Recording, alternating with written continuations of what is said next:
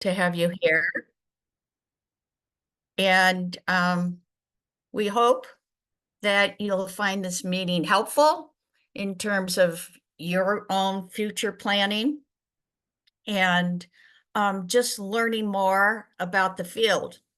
So today we have quite an agenda, which we hope you'll find to be really interesting, enjoyable, stimulating, and also very energetic. So we're going to start this morning with our peer and parent navigator panel. And that will involve two individuals that you'll meet in just a few minutes. Then we have a presentation by the Communities Actively Living Independently and Free, one of the local independent living centers. This is a resource that, a lot of people in our field don't know a lot about. And so we're very happy and excited that they're going to share information about their program. And then we're going to take a short break. And then rest of the morning will be spent learning about working and benefits. That's a huge issue for our young people in terms of wanting to work, get jobs, etc., and the risks that they might encounter with benefits. And then we have a luncheon break. And then we will, let's see, we'll have a number of advocates share their lived experience as it pertains to one, the healthcare transition process that they went through, providing tips to the rest of us in terms of what worked for them, what didn't work, and just informing the rest of us in terms of what their experience has been. And then we conclude today with a self-advocate panel. It's a group of self-advocates who are part of the Chinese SAGE group that's affiliated with the Chinese Parents Association for the Disabled. So it's quite an agenda filled with lots and lots of interesting information.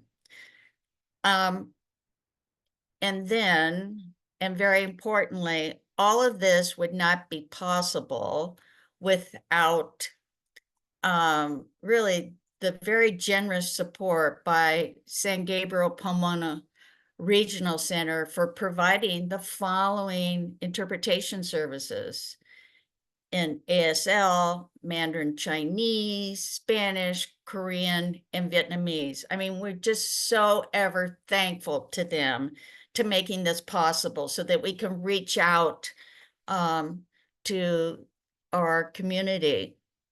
And then also, we have members of our community-based transition advisory committee who for several years now, we meet with, we talk about, transition issues and such, and they played a very pivotal role in terms of suggesting how we should approach this year's agenda.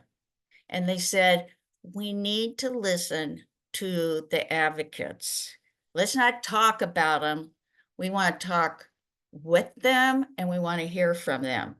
And so that's part of what we're attempting to do this morning.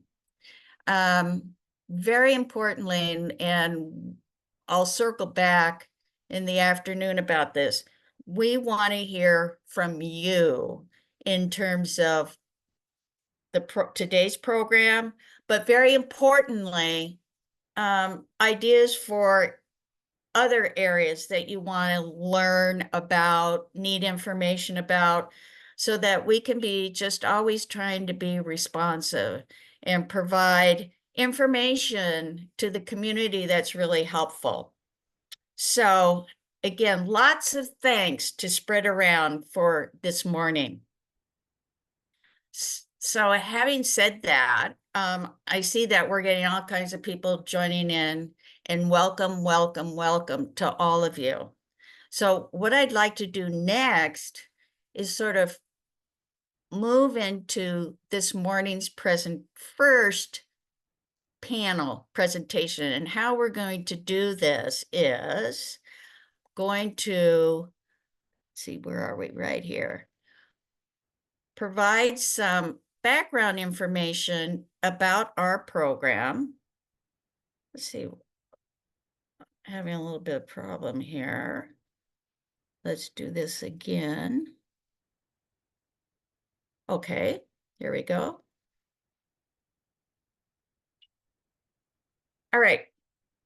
I'd like to tell you a little bit about our Peer Navigator Employment Training Program, some background information, and then I want you to meet our peer navigator and our parent navigator. Our parent navigator has been working with our peer navigator, and I want you to hear from both of them. And yesterday we had a meeting, and Lorena Eaton is peer navigator in the Ultimate program, and Harmon Chen is our peer navigator. And I will tell you, as we were talking yesterday in anticipation of today's program, I said, just let it loose. Just talk. And because it was just such an interesting, engaging conversation that we were having yesterday. And I'm sure today you will feel the same way as well. So, and here's our team, our very valuable team, Dr. Mirzayan, who will be introducing a couple of our speakers. And I will say she is the director of the Parent Navigator program. And she's been very influential in terms of working in our team, and our Peer Navigator program, and Rowan Smith, who's been letting everyone in, organizing in terms of the interpreters this morning, doing a stellar job. And I will also give credit to Rowan for many of the slides that are here this morning. So kudos to Rowan. All right, so just some background information. When we're talking about healthcare transition, 1 million young people enter the adult system of care each year. That's an enormous number. When this field was first emerging, it was about 500,000. It's doubled, and it will continue to grow. However, with these numbers, we don't know the number of young people with intellectual and developmental disabilities who enter into adulthood, which is really sort of incredible. And when they do all the surveys and they look at trying to gather information to help with program development, allocation of resources and such, there's a great disparity between the services that young people with intellectual and developmental disabilities receive as compared to other groups of young adults with chronic conditions. And those chronic conditions have a much lower prevalence, much lower number of young people with these conditions like cancer, cystic fibrosis, congenital heart disease, diabetes, sickle cell disease. So there's a real problem there. Hence, that's why all of us are trying to work to, improve that. And here's some really startling statistics, which many of you know, you see, you experience every day. 1 in 4 adults with disabilities between the ages of 18 and 44 do not have a usual healthcare provider, a big problem, as you well know. And that same group have unmet health needs due to the cost of care. And as they get older, it gets worse. Just 1 in 5 had a routine health checkup each year, the past year. Big problems. When we look at employment, and again, so many of you know this, just 18% of individuals with intellectual and developmental disabilities have a paid job in the community. And 45% of those individuals who do not have a job would like to have a paid job. They want to work. So when we're talking about healthcare transition and peer navigation and parent navigation, what are those important outcomes? And some of my colleagues did an AI search, just sort of for fun. They wanted to see what popped up in terms of important outcomes. And these match up with what is out there. Continuity of healthcare, being able to take care of yourself, being a self-advocate, those psychosocial needs, being in education employment programs, their quality of life, long-term care, and support by their families. So, peer navigation. So with this background, we identified, obviously, there's a need. And so how did we come to develop this program? First of all, we have long history in working in the field. As I mentioned at the beginning, Dr. Mazayan had a funded project, Parent Navigators in Pediatric Clinics to Support Service Access, which has been highly successful. It's been a real model. And then we got funded to develop our Peer Navigator program. And, we have pre-existing partnerships in the community.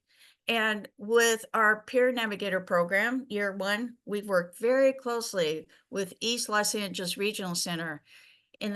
We're now expanding that program, and we're working with other regional centers, including San Gabriel Pomona Regional Center, Lanterman, South Central LA Regional Center, West Side Regional Center. So we're really spreading our efforts all over the place. And critical to our program is that we recruit individuals who are in paid internship programs. Many of you know about those, some of you don't. We're going to talk about it this morning.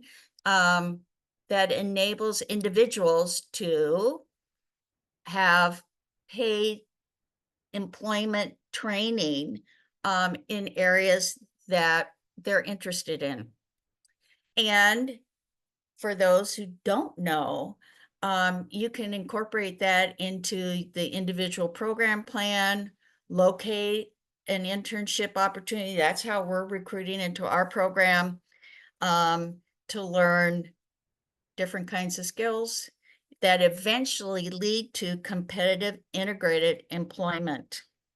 So, Peer Navigator, and I will say, and Harmon, you're going to meet in just a moment.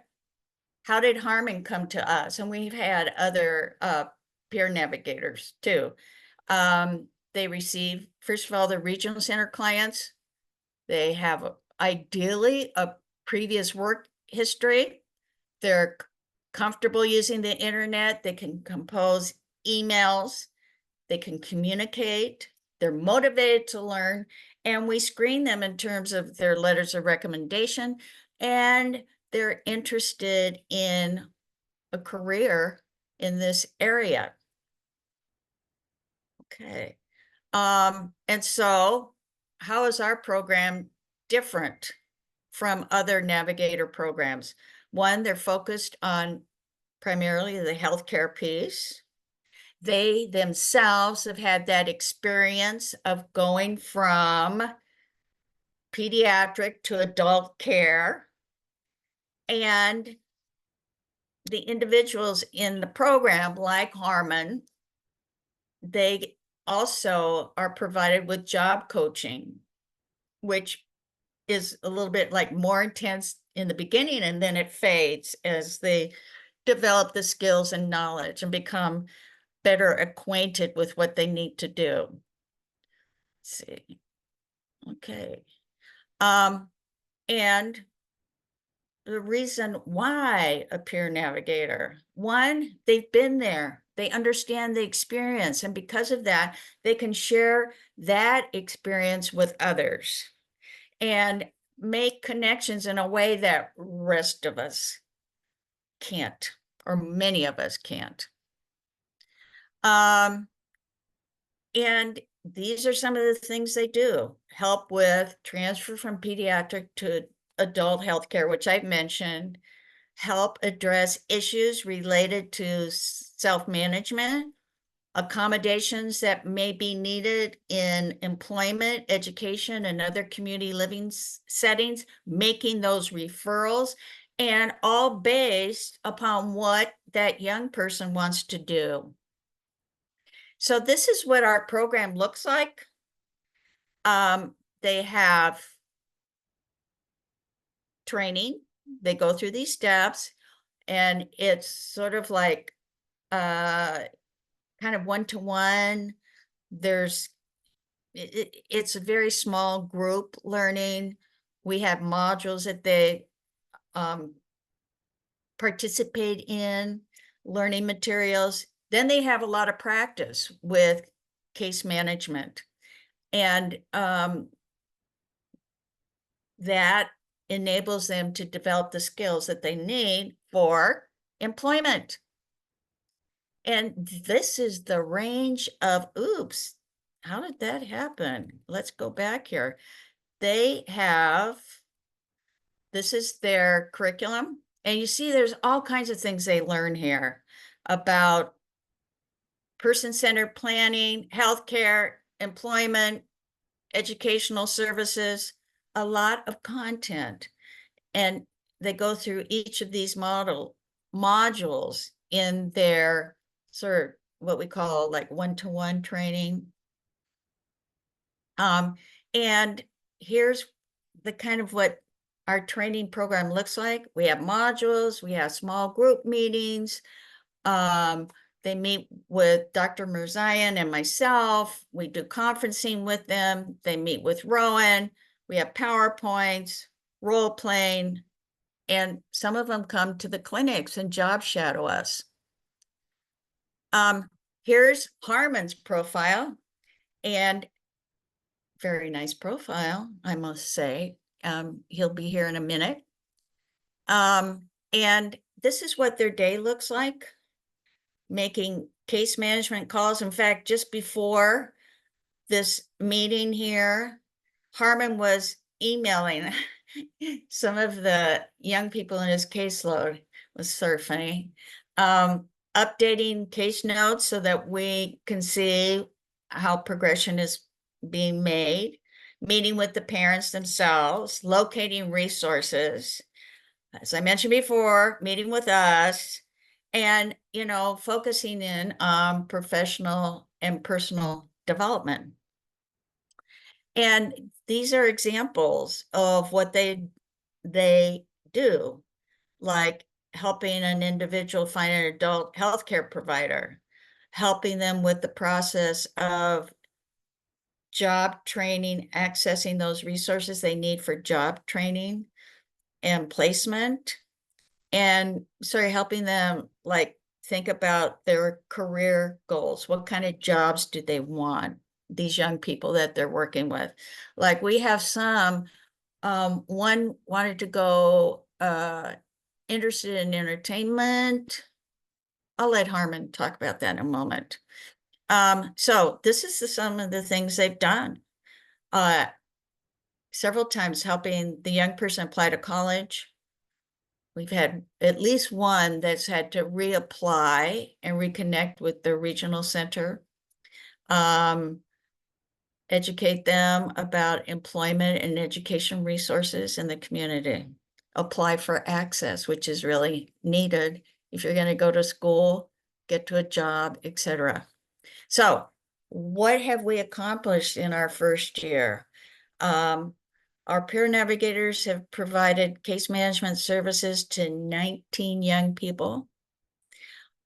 One peer navigator, which is Harmon and me, has obtained part-time job in a competitive integrated employment setting. Our other peer navigators exploring second paid internship option and possibly going back to school. And we're in the process of evaluating what it is that we've done this past year. But our findings suggest that we've been successful, that the young people that participated in our program have learned new skills, new knowledge that will enable them to be competitively employed in other programs. And we have received funding for the next 2 years to expand our program, as I mentioned earlier, with other regional centers as partners from the Mitsubishi Electric America Foundation. That's a mouthful, but we're very excited. And this foundation is actually very interested in employment for individuals with disabilities. So there's sort of a background of what we have done. And so now I'd like to introduce you to Harmon and Lorena. So, Rowan, can we get them on here? Hello. Yes, Okay. I'm working on getting Lorena pinned. Okay. I know Harmon just joined us.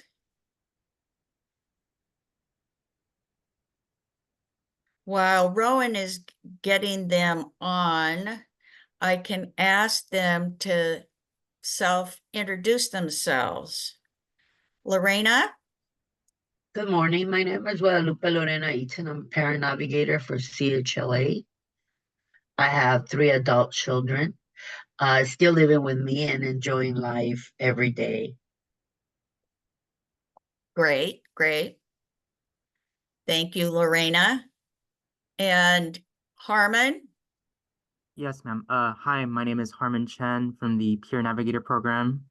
I currently work at the internship part-time at the moment. And as Dr. Betts explained, I am a client of Regional Center. All right. So what we're going to do is sort of open this conversation up with Harmon and Lorena in terms of what their experience has been in peer-parent navigation. And so I'm going to start off by asking Harmon to say, what have you learned being in the program, and what would you say you've sort of taken away by being in this program? What have you learned? Okay, so to give it a little background, I initially came into this program initially with a full-time position at a day program. When this opportunity came to me as part of the internship for the Peer Navigator program, I found it very similar to a case management setting position where I get to learn how to assist people with disabilities to find certain resources in relates to healthcare, employment, um, getting to post-secondary education, recreational resources, and any other requests that any patient would need or the parent would need. And I thought to myself 2 different things. Initially, wanting to actually go into East Los Angeles Regional Center as a service coordinator in the future, but also to spread the knowledge that I had to assist patients and parents with the different resources. And also, too, just to work with different populations, initially working with older adults with disabilities, and wanting to work with younger populations and especially parents. Um, I'd always initially thought working with parents would be intimidating, knowing that they have more experience with working with their own children and experience in general.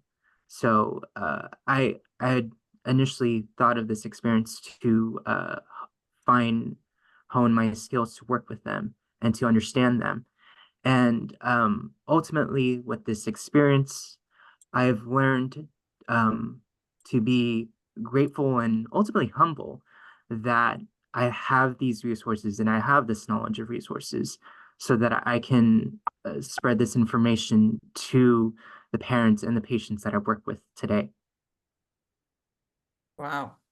That's a lot.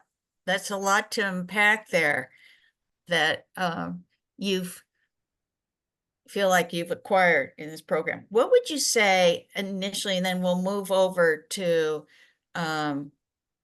Lorena. What has been sort of unexpected or challenging about being in this program? So the challenges to me, other than what I initially stated earlier about working with parents and younger patients, was to learn about resources that I wasn't very much familiar with. For example, the community colleges. I went straight from high school to a 4-year, so I wasn't too familiar with the idea of going to community college and transferring. So that was kind of a bit of a learning curve for me. But ultimately, the one I kind of struggle with the most is healthcare transition, to understand the ins and outs of the process from going to um, pediatric to adult care. Again, I wasn't too familiar with it, knowing that my background, that I've had a family doctor my entire life. So it wasn't, I wasn't too well versed on that. But through this experience, it's been very helpful to learn all the different intricacies and the different sort of tips to help navigate patients and parents through healthcare transition, and ultimately to learn more about myself through this process as far as professional development and personal development, really. It really boils down to the team of parent navigators, uh, um, my my supervisors, and yourself and Dr. Mirzayan for shaping me to the person that I hope to become in the future. Wow. Okay, Harmon. So now, and all really well said, helpful to the rest of us. I'm going to ask Lorena to just, first of all, Lorena's just share a little bit about being a parent navigator, but then working with Harmon as a peer navigator.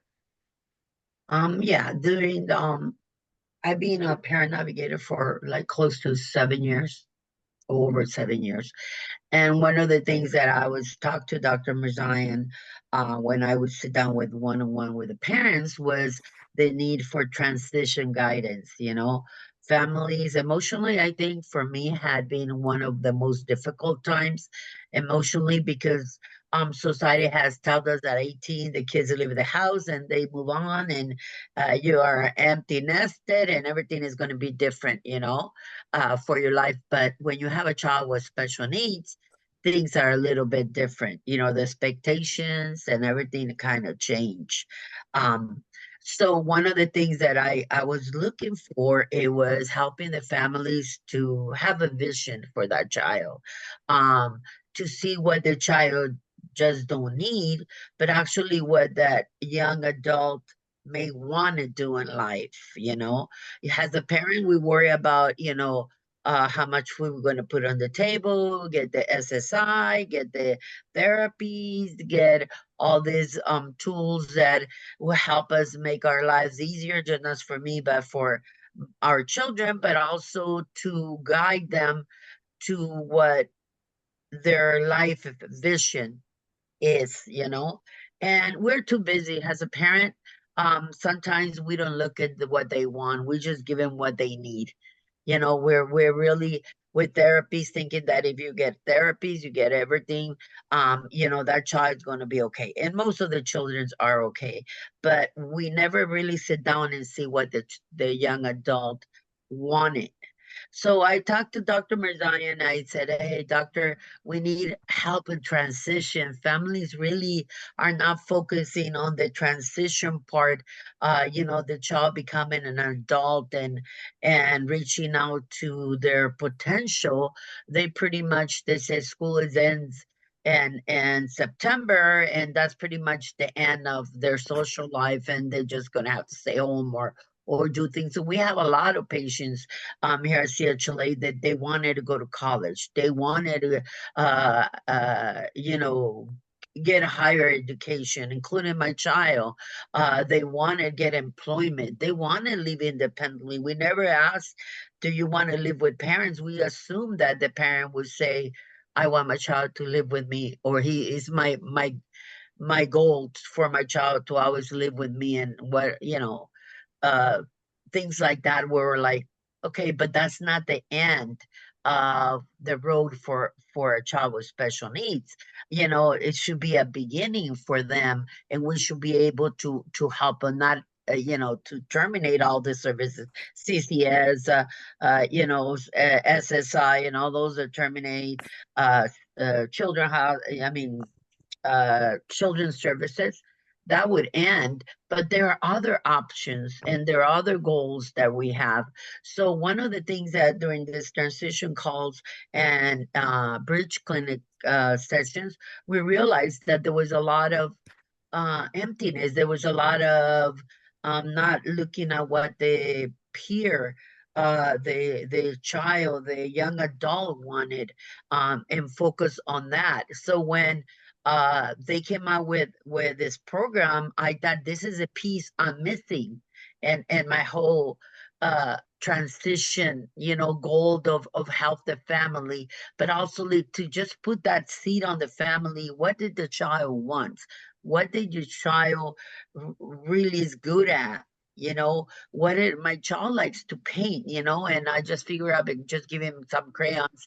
That's going to be it, you know, and pretty much I was fulfilling his goal or what my agenda was. But how about his agenda? So by working with Herman, I have realized to put the voice back on these young adults to see what they really want to accomplish in life. And there's a lot of potential. And I told that yesterday to Herman, and he was very humble when I told him that every time I see him walking in campus, I'm so proud of him. I'm so proud of him because I just don't see Harmon. I see the future of our community, our young adults with special needs working in our community has just one of us. So it's very important for me as a parent navigator to bring that to the table and say, yeah, you know, if Herman can do it, your child can do it. If Matthew can do this, your child can do it. And that emotional, I get emotional every time I see him because I just don't see him. I see a lot of young adults following the footsteps, and that's the goal. A lot of our families would say, I would never even think that my child is going to get a job. But you ask the child, and the child says, yeah, I think I want a job. I want to work. We had a kid who wanted to work cutting grass like his dad. And I said, "Oh, yeah, that's a job. He can do it if he really enjoys that. Why would not?" The mom says, no, he cannot do that. I said, why not? And those are the questions that we need to bring to the table to make sure that says, you know, what did this young adult wants and how can we help him? And the peer navigator has accomplished that part that as a parent, I'm not able to fulfill for the families. So when the young adult talks to Herman or to another peer navigator, they would understand what they're talking about. I can tell them about, all these great services that are available in their community, helping them to apply and everything. But, I don't understand what they really, this young adult wants. I just want them to give the information that what I think that they need, that is basic social services, food and shelter. That's pretty much what parents' main objective in life is for our kids. So, Lorena, can I ask you to share like what your experience has been actually working with Harmon, and how do the families and young adults respond to referrals to Harmon for case management services? At the beginning, when I was tell the family, first I would get like a little background in how the child would actually communicate what benefits would they get from this program. And let's say we identify the right person that to get these services with Herman. A lot of the families would say no, they don't have the time. That was the first. I was like, what else they're doing? You know what I mean? They're sitting home thinking about that they want to go to college, and let's talk about what they need to do to go to college. What do they need to get a job? What do they need to move out of the house? Like if they're looking for buying a house, if they're looking into independent living, or what are the services that are available to help this to work independently, even access. We were always one of the services that was always denied or rejected from parents was access, because I have a car, I can take him. But how about if the child doesn't want you to take him? He wants to go by himself. He has that option. Or the day that I'm sick, I'm not able to take my son to school. That means he's not going to go to school. He's not going to go to work.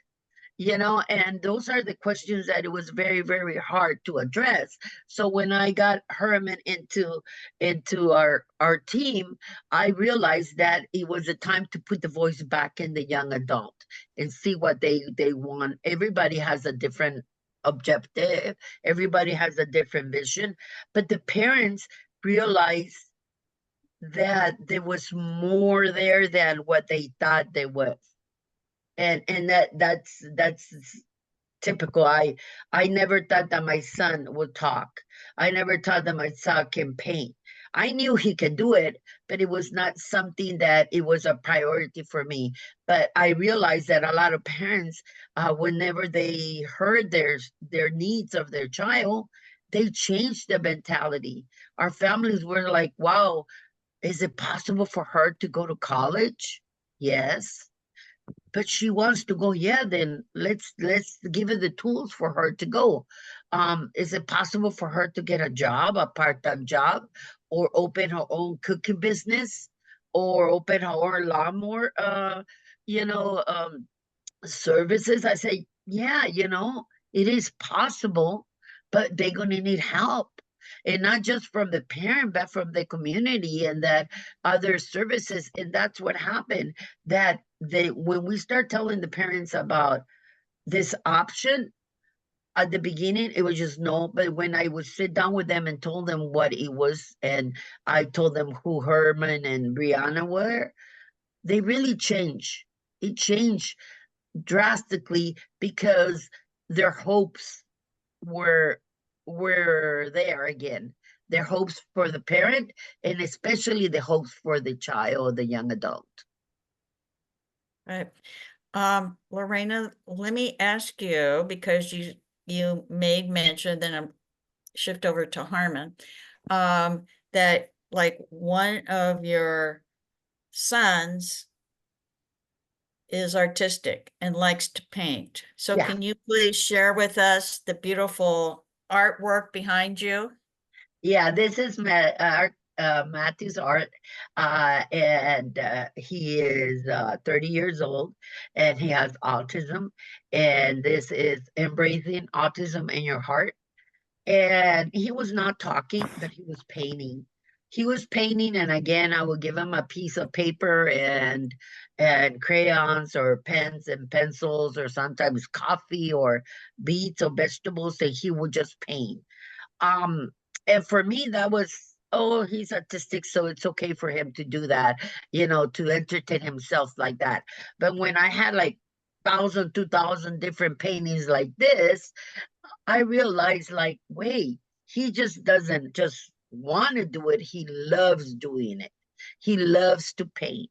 Again, I was too busy, and this is not a guilt trip to any parent, but we get too busy with the daily activities of a child, especially with behaviors and just dealing with the regional center, with the schools, with everything, that we figure out that assume that this was only, a habit that he had.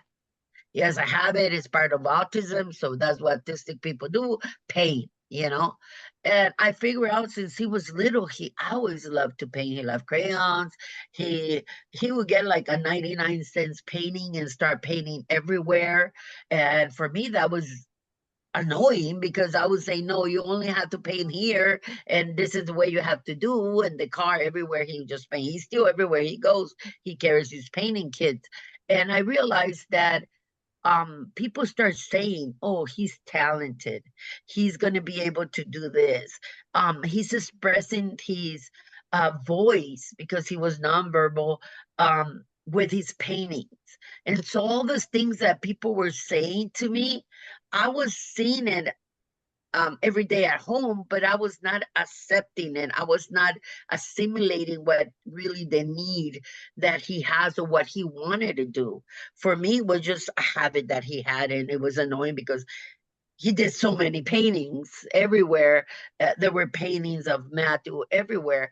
But one of the things that I realized is that, when I sat down and I asked him, plain and simple, what do you want to do when you grow up? And he said, I want to be like Pablo Picasso. And I realized, like, wow, I wish I would have understand that earlier, but it's never too late to start in their vision and their role and their wants, not just for my child, but for any child. Lorena, well said in terms of what's been your journey with your son. So I'm going to ask Harmon here, and then I'll switch back to Lorena, but also too, if any of you have questions to ask of Harmon or Lorena, please put them in the chat, and I can ask them on your behalf. So Harmon, you're in the Peer Navigator program is made possible by being in a paid internship program. So what would you suggest to others of your peers and parents about being in a paid internship program?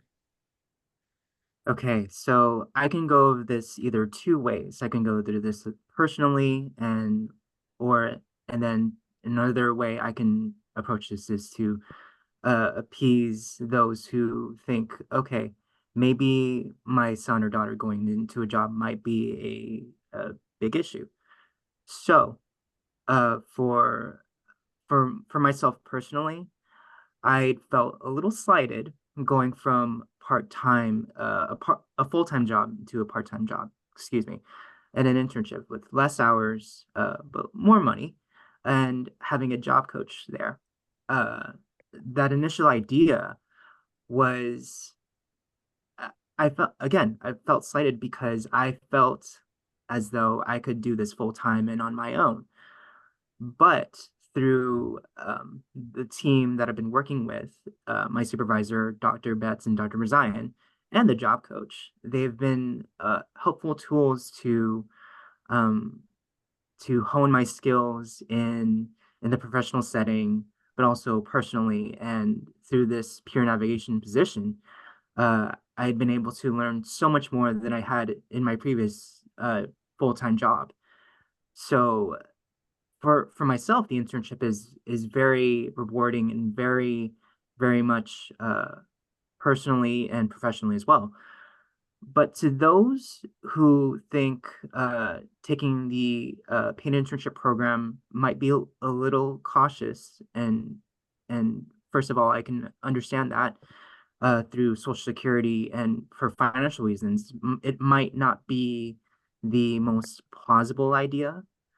But I can tell you this, for someone with the internship, it allows your son or daughter to explore different options as far as um, a potential employment opportunity to express his or her interests, but also in general to get them into an employment setting. It could be for the first time, and it's an experience in itself to teach him or her how to to greet others in a professional setting, how to perform certain job tasks, and how to um, manage and organize your schedule.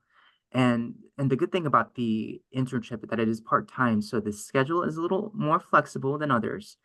The job coach is there to be there as a mentor professionally and to help with socialization in the workplace setting. So, and with all that in mind, um, the the person involved in this internship is able to uh, have gainful employment, meaning they're able to get paid in a biweekly setting. And for those who believe that it could be an offshoot for the financial setting, I can completely understand that Social Security might be able to um, dock someone off for someone having an internship. Um, but but to understand this, that there are options to help with managing Social Security and finances if it comes to having an internship, whether it be through talking to someone from the Social Security office, the Cal Able program, and or to talk to someone from, say, the self-determination program to make this possible and to understand the issues at hand when it comes to the financial burdens with Social Security and internship. But ultimately, the internship is there as a benefit for the child that would be learning how to uh, get into the employment setting for the very first time, or to understand employment skills, and to ultimately get into interests, but also to get a taste of a gainful employment in the future. All right. Well said, well said. And just for those that are here, our 10:50 to 11:50 presentation is all about employment and Social Security benefits. So very important presentation coming up. So two questions, and then we'll have to wrap up here. And quick answers. Do you think music therapy may help the kids? Yes. Okay. All right. And this is another question. Are all caseworkers at the San Gabriel Pomona Regional Center aware of and support clients with the same as Harmon was supported with? And is there someone from San Gabriel Pomona Regional Center that wants to ask that? I can tell you as an outsider that they've been very responsive in terms of supporting individuals in paid internship employment programs. So, and I think key to that is contacting your service coordinator and to talk to them about these options.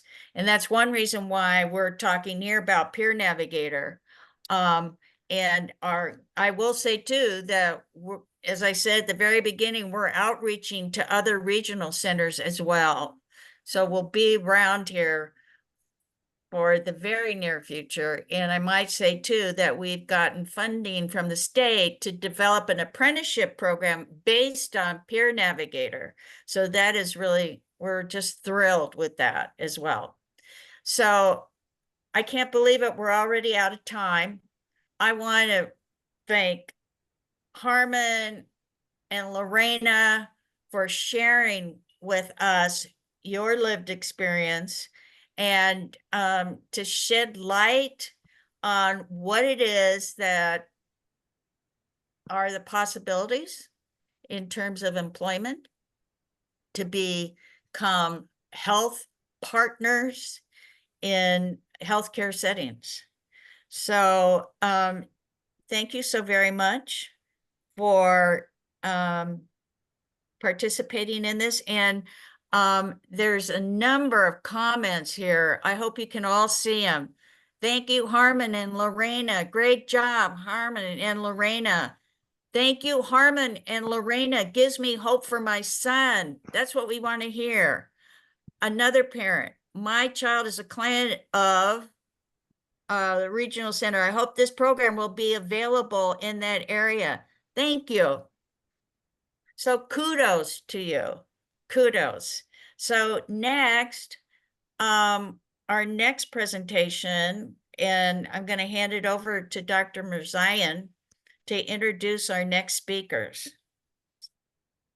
Yeah, hi everybody, and thank you so much, Harmon and Lorena. It was a pleasure to hear your perspective, and been great working with you both. So I will now transition. We have a presentation from Cal Life. We're going to be hearing from Bridget Montgomery Wallman, who's the program coordinator for Stop the Hate as part of the community's Actively Living Independent and Free.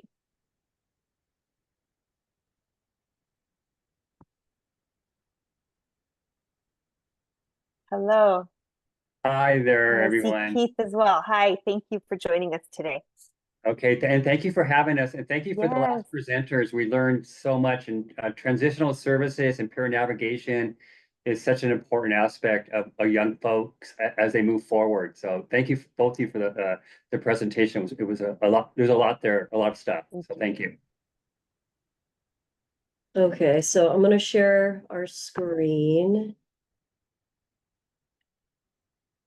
And let me. Can everyone see the screen? Oh, hold on a second.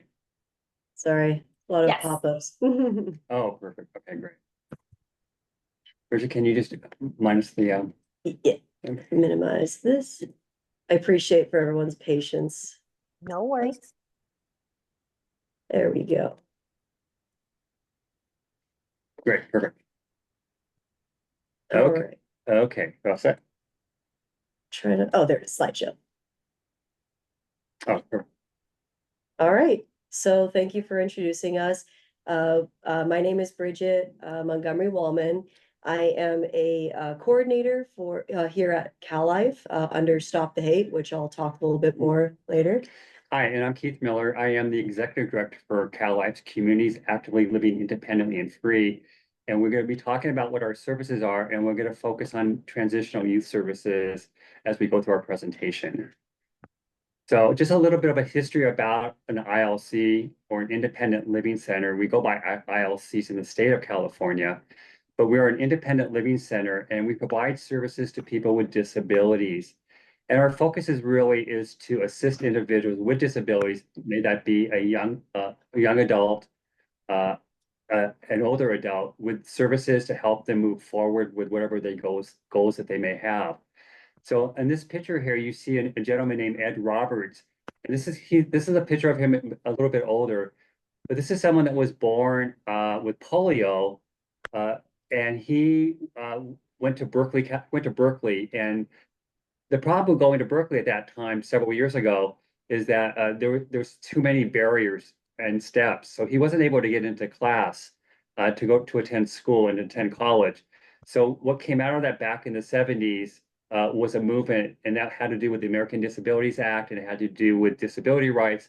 And Ed Roberts was sort of the founder of that, and eventually got those barriers removed, attended college, and then actually became the head of the Department of Rehabilitation for several years. Because of that, there are now 28 independent living centers in the state of California, but in every state throughout, there are independent living centers in every part of each country or each state. So we owe a lot to Ed and what he did for people with disabilities and for youth.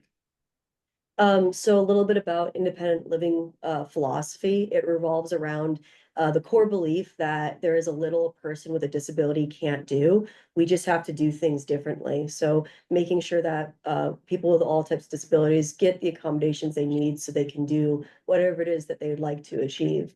A quote from Ed Roberts was, "If people with disabilities have a future, then everybody in our society will have a future." And then just a little bit about Cal Life, Community Actively Living Individually Free. We're an independent living center. We're a nonprofit 501(c), and we provide a variety of different services. At least in our catchment area, there are 50 zip codes that we provide. But anyone could access our services here. And like I said, there are 28 independent living centers in the state of California, but in our area that we work in, there are 6 independent living centers. And our goal really is to, if someone needs our services or needs a service, that they can reach out to one of those independent living centers and get the services that they need. Yeah, so and we've been around for 24 years, and the only criteria for someone to receive a service in an independent living center is only 2 things. One is you identify as a person with a disability, and 2, you could benefit from our services. So I'm going to talk a little bit about our core services and the categories that we have.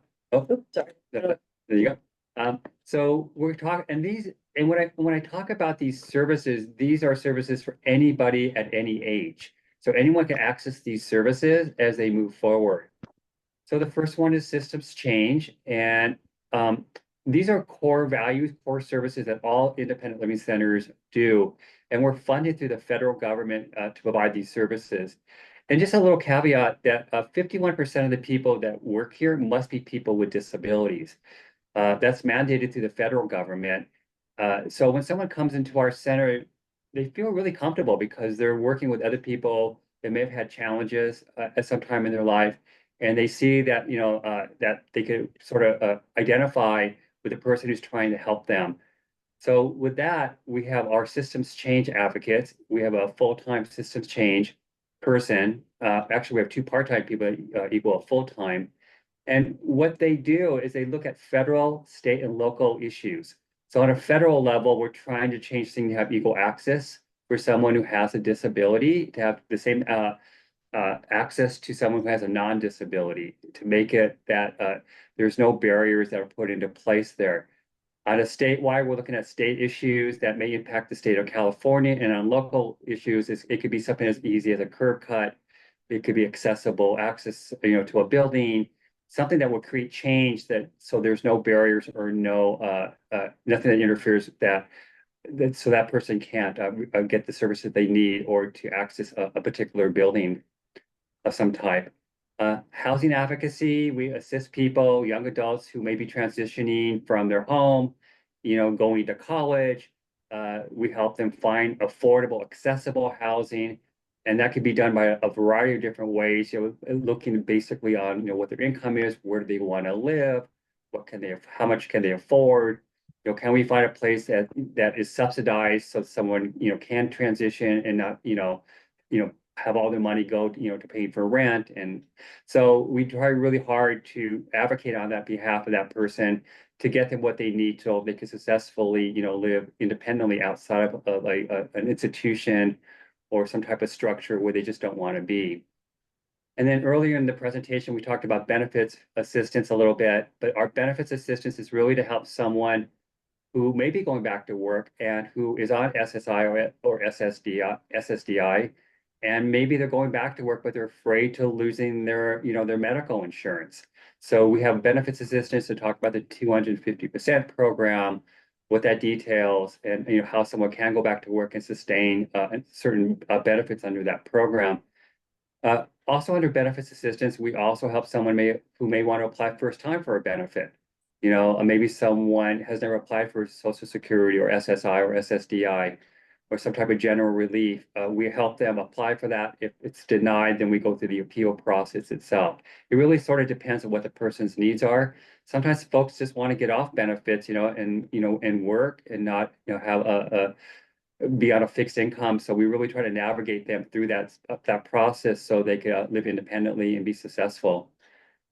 And then we have personal assistance services. That's really to help someone in-home services. Maybe someone needs some ongoing support, within their house to live independently. We do a registry. We work with in-home support services to get them the needs that they might have, and really helping them apply for that and do an assessment to get them to maybe they need a couple hours worth of work from someone to come in, or maybe they need more. So we really try to hook them into the in-home support service system to get them what they need, or we try to find another avenue to get them some help that so they can be successful and live independently. And then information and referral, that's really has to do with someone were to call here and they're looking for services, they need a referral or they need help from our center, an independent living center, really to connect them and provide the services they need. Like I said earlier, 51% of the people that work are people with disabilities. So they've been down there before, they know what it's like, they identify, and it makes it much easier for someone who's coming in here to receive those services and feel quite comfortable. And then peer counseling, our peer counseling system that we have here is peer-to-peer. And when I talk about peer counseling, it's someone that has a disability here talking to someone who comes in with a disability, really communicating to that person that may have gone through what they have gone through, or just need additional support in regards to a peer-to-peer kind of a way to talk to each other. And then assistive technology, we're going to talk a little bit more about that as we talk about transition youth services. But our assistive technology is really for anybody. It could be a youth, it could be an adult. And that's really helping someone, they may need some home modification, may need some speech impediment type of services in regards to devices. And Bridge is going to be talking about that a little bit. But really, someone needs a ramp, any type of technology, computer technology, going back to work so they can be successful, making sure that, they have the tools that they need to go back to work, using assistive technology devices so they can have gainful employment. And then transition new service, we're going to touch on that in just a little bit. And then just a little bit about our Cal Ames program. This is a new program that we have at Cal Life, and this is for folks through HMOs. The Medi-Cal is going through a rather radical shift in how you could bill for services. And so right now we're contracted with certain medical or HMOs like Kaiser or HealthNet or LA Care to provide services who may need help with housing, additional services for first-time rent, and then really be able to work with that HMO as if someone is entering the hospital or using hospital, and then we can hook them into a service and provide those direct services, and then do billable services under Medi-Cal. So a little bit of another added on service that we have at Cal Life and other independent living centers is the Disability Disaster Resource or Access and Resource, which is DDAR for short, DDAR. And so a little bit about what this entails is basically helping people with disabilities and seniors, and of course anybody with any age, including youth, is making sure that they're ready during an emergency, right? So part of like the key services is providing backup batteries. This is so that way somebody can keep their wheelchair charged if they need their refrigerator powered during an emergency, or even during a public power safety shutoff, PSPS. So usually what that entails is the electric company may turn off the grid in order to prevent a wildfire. So people who have disabilities may qualify for a backup battery so they can keep things charged. Another thing is to make sure people have a plan. So the disaster coordinator helps people come up with a plan of action, knowing what they need to put in their emergency kits, and also readiness training. So in that way, people with disabilities know what to do and how to navigate during the emergency. It also involves going out, doing outreaches, which is to make sure we educate the community about these resources. Another element, which is more focused on, okay, the actual emergency itself. What do you do when the emergencies happen, whether it's an earthquake, gas leak, whatever it may be? So one of the programs that people may qualify for is getting assistance for emergency housing and food. So making sure that they have an accessible shelter during an emergency, getting placed in a place where they can have full access to accessibility.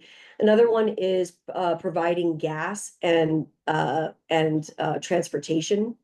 So gas cards, so then that way they are able to, if somebody has a car, they're able to travel to wherever they need, whether it's a family member or just a safe place, but also the transportation access as well. So if there's a wildfire going on and a whole community needs to get evacuated, oftentimes people with disabilities aren't able to leave by themselves. So you can actually get signed up on a list to get a accessible van to pick you up during an emergency. So you can reach out to any DDAR and see if you can get put on that list for transportation. And then, of course, assistive technology, providing individuals with the tools so they can handle an emergency and be safe. So like we mentioned earlier, we do help with transitional youth, whether that's going through us directly or partnering with the Department of Rehabilitation. So we kind of work hand in hand. One service is not to replace another. You can definitely be qualified for both or work with disability, or sorry, Department of Rehabilitation, DOR, and also independent living centers. And to kind of talk about this and a little bit about the assistive technology element is one of the things is getting voice options, right? Voice options is available in most independent living centers all over the state. And what that is getting tools like a tablet and getting applications on that tablet that will help communicate, right? Communication devices for people who have trouble speaking. Another assistive technology may be getting an oral cam, which is like a little camera that goes on glasses, and it helps read text or read what's in front of you. For somebody who might be visually impaired or be blind be blind. And there's just other like any assistive technology that you might not be aware of or that you might need, like wheelchairs, walkers that Keith mentioned earlier, or that can include housing modifications like ramps, grab bars. But to talk a little bit of how these two go hand in hand together, assistive technology and youth transition, is really making sure that we partner with independent living centers and DOR. So DOR, for those of you that don't know, help with transitioning from high school to the workforce, or help transition from high school to college to the workforce, depending on whatever route you may want to go. They work by connecting you to a counselor who will assess and figure out what kind of resources you may need in order to achieve your goals, right? In order to, get the degree, get that job. Maybe it's doing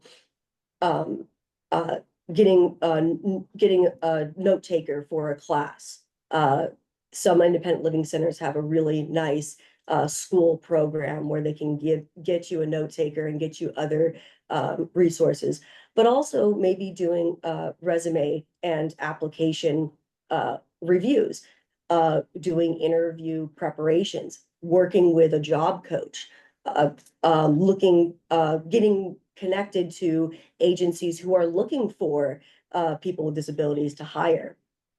Excuse me. So I wanted to talk a little bit on my own experience with transitioning and transitioning youth. I was kind of towards the cusp of transitioning as an older youth at the time. But basically with myself, I have ADHD and dyslexia, and I used to be really bad. At going to school. I actually didn't go to school right away after college, after high school, because I wasn't getting the support that I needed in school. So I struggled a lot. I was the one student who was like, C's will get you to pass, right? So I was looking at every reason not to go to college. I finally decided that, you know what, I've been working a lot. It's not getting me anywhere. I need to go back to school. And so I went back to school, and I found out that I was really struggling. It would take me 5 hours just to write 3 paragraphs. It would take me 3 hours just to read two 2 pages in a book. And I just needed to do something, otherwise I was going to fail my courses that semester. So I went to the disability department on my campus, and they assessed me, and they reassessed me, I should say, and they gave me this humongous, broad resources for assistive technology that I never even knew. And I was just so excited because I was like, oh my God, I can have books read to me, and I could pick whatever speed I want. I could do text to speech or speech to text in order for me to write out essays faster and correct my work. And then finding out that I qualify for double time instead of just time and a half, and just all these other tools that really were just mind-blowing to me. I didn't know they existed. I never knew that what assistive technology was. So once I got those tools, I went from being a C student to getting academic achievement awards. And I really thank my school for all the support, but I really had to advocate for myself in order to get those tools. From there, I transferred to Long Beach College.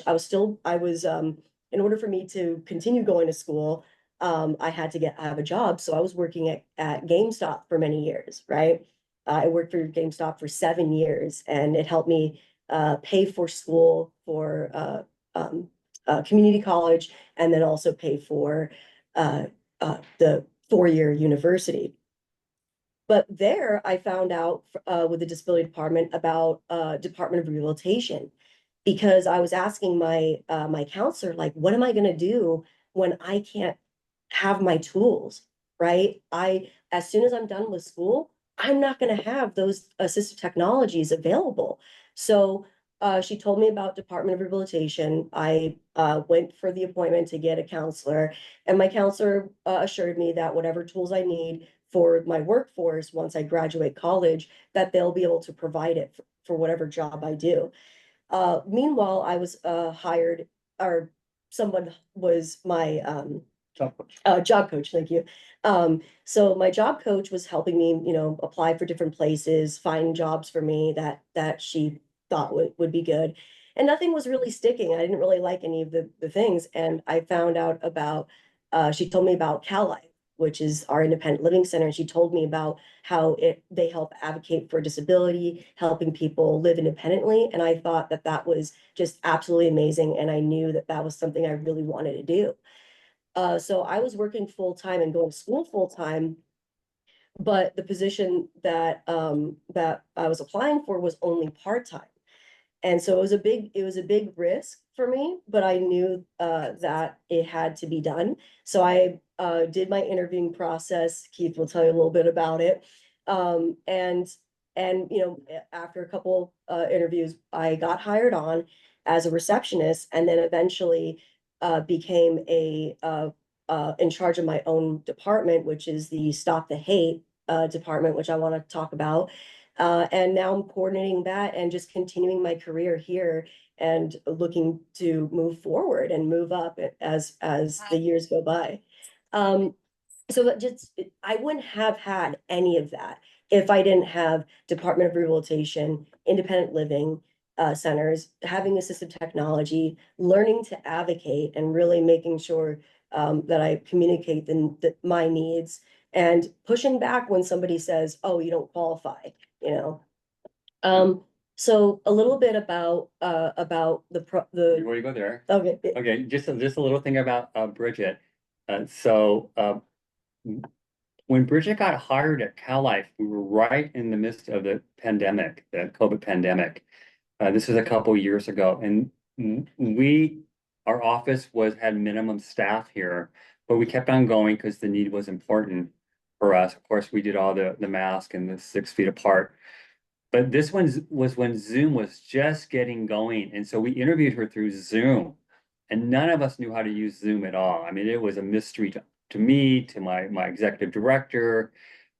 I think it was a mystery to Bridget. We were just trying to understand it, and our connection was really, really, really bad. So we had to have Bridget come back a second time. I think we did a phone.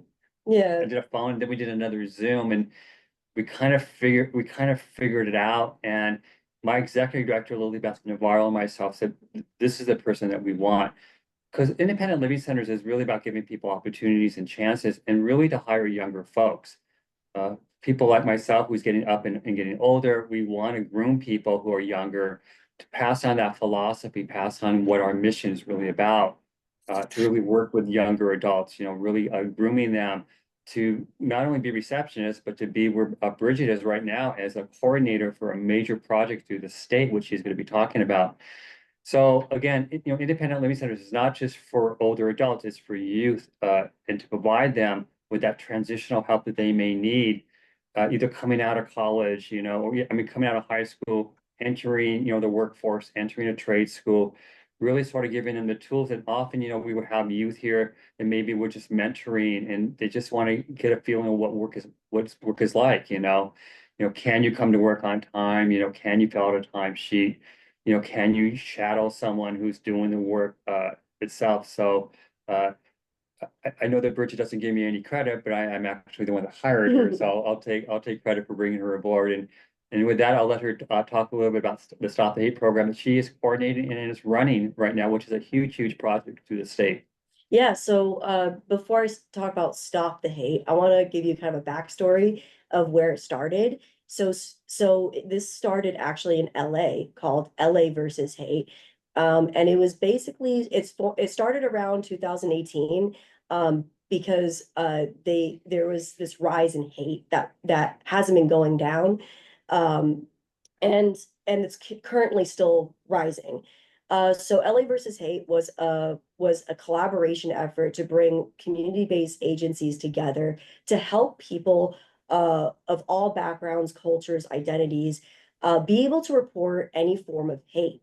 Currently, if you experience a hate, it has to be a hate crime. Most police stations won't take a hate incident report, and I'll explain that a little bit in the next slide.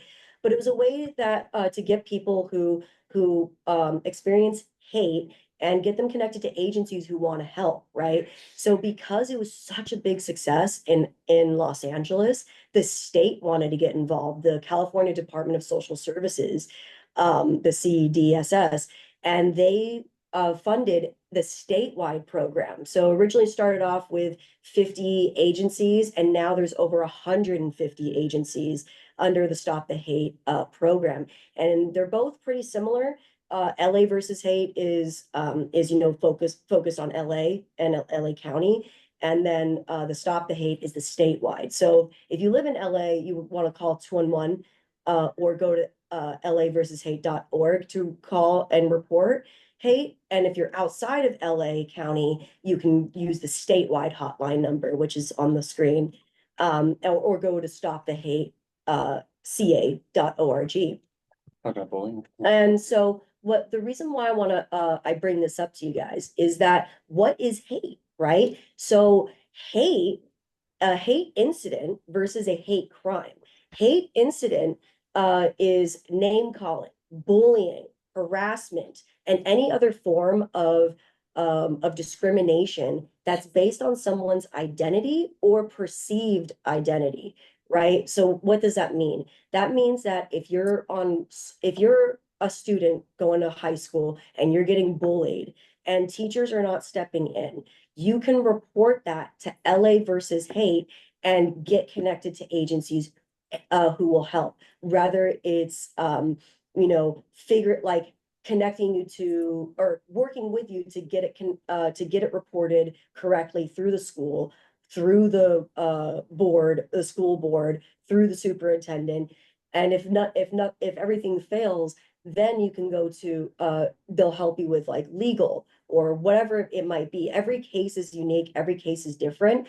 But we're here to help and guide, right? So this could be at a job, discrimination at a job. This could be on the sidewalk getting harassed. This could be anything that is both a hate incident and a hate crime.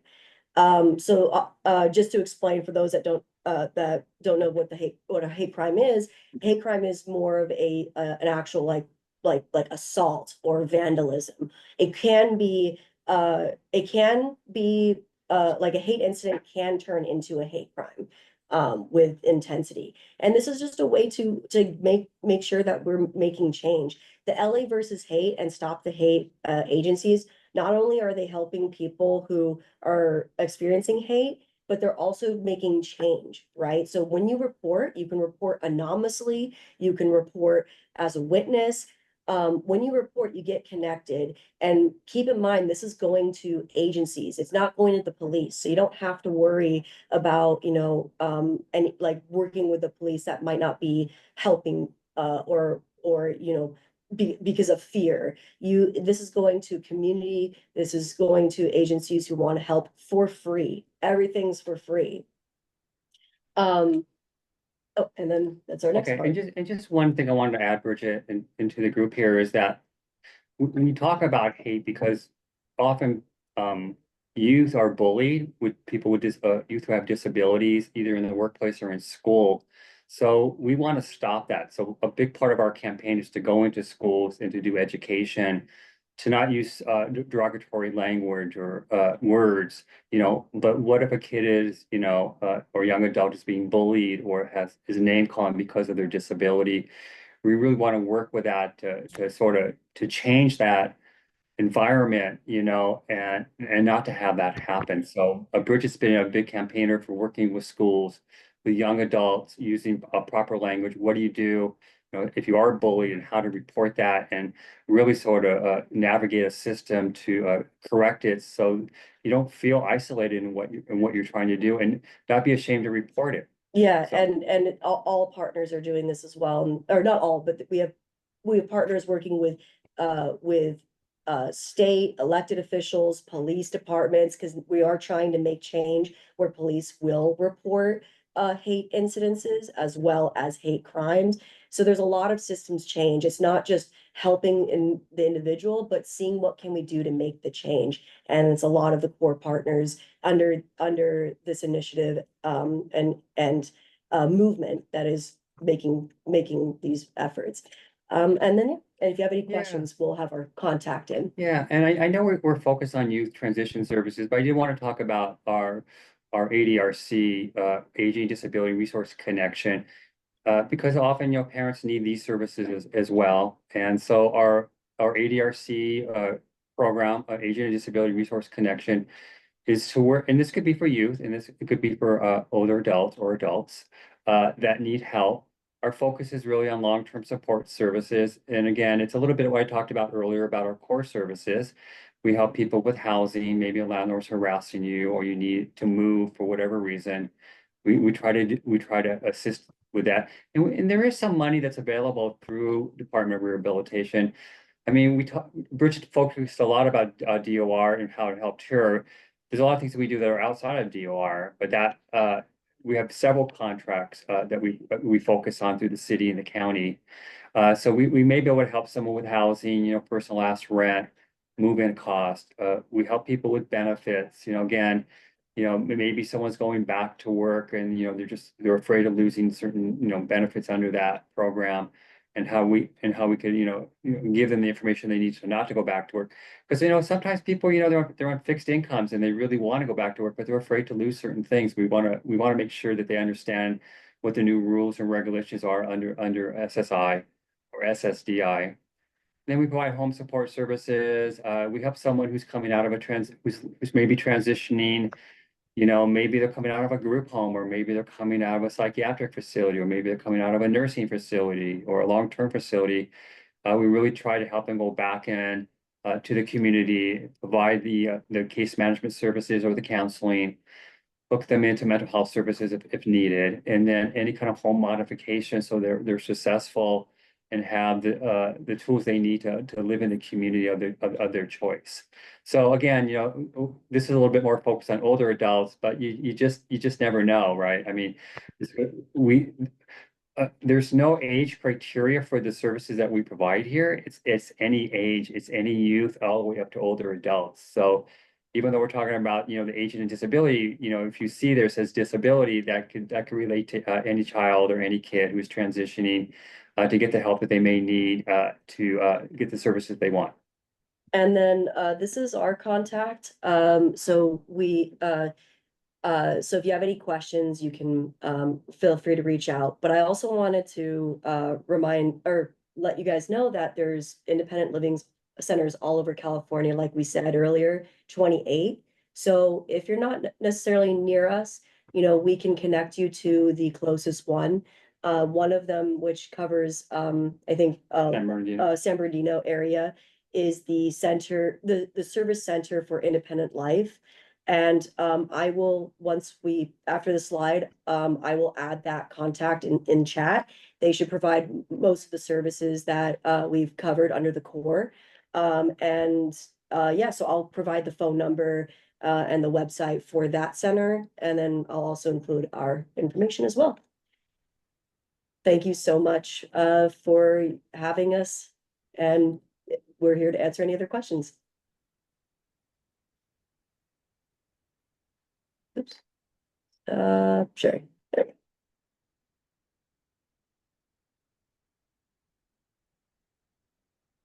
Thank you so much. Sorry, there are a few questions in the chat. I'm not sure if some of them, if you're able to see them, or if you want me to read them. Some may be very specific, so it may be best to kind of refer to local resources. Yeah. Maybe you can point out a couple. Yeah, let me Derek, see and then and then I could try to respond. So yeah. So I think some like one question that might be more answerable is about Department of Rehabilitation. The question is it only offered to students or young adults with a medical diagnosis? Oh, good. No, so DOR, right, Department of Rehabilitation, their 18% of their budget is to work with transitional youth. So the best way to do this is to actually call your local DOR office and make an appointment. And once you do that, they will ask you some questions. I think there's a form you could fill out, or you could go in person and actually see if that person is eligible for services. Okay, thanks. And that may be a good answer to then also the next question was someone I know with disabilities recycles every day for income. Can DOR help him start his own business? Can he get funds for Yeah, I mean, that's a good question. So the first thing is to become a client of the Department of Rehabilitation, and then see if if they can open up a file, develop an ILP, an independent living plan, and then move forward. And that is, people do have self-employment goals that they have, and that's not unusual. For some folks, they can't go to the office, they have to work from home, so they develop a plan and they work with that and they provide the necessary tools for that person to be successful, to have gainful employment. So to answer your question, it's a possibility. It might not be like necessarily like funding for your own business, but maybe it's helping to fund for schooling, so you learn all how to start your own business and maybe getting a degree in business. But if, All but, that. but if that's their choice of employment, right, maybe they need certain tools to be successful in that. So Mhm. maybe DOR could assist with that. And the application is right on the main page. They made it digital recently and it's so much easier. So you just, as soon as you go to Department of Rehabilitation, like I think it's like a couple boxes down, it'll say apply. And then as soon as you apply, within a week, somebody will email you to set up an appointment. And let me just add to that, if someone needs, if it's a little difficult for that person to navigate that, they can always go into an independent living center and work with a caseworker to help them connect to that local DOR office. And help with the application process too. That's great advice. Thank you. And echoing a comment about an individual originally from LA and being surprised about just hearing this now and wanting to share and spread this information. So that is very, I think, telling. I think many of us are like, wow, this is such a great resource that I think we're always happy to kind of spread the word. I see one that says, do you have Chinese services? We provide services to anybody. So if we have to get an interpreter here, we are a multilingual organization that speak many different languages.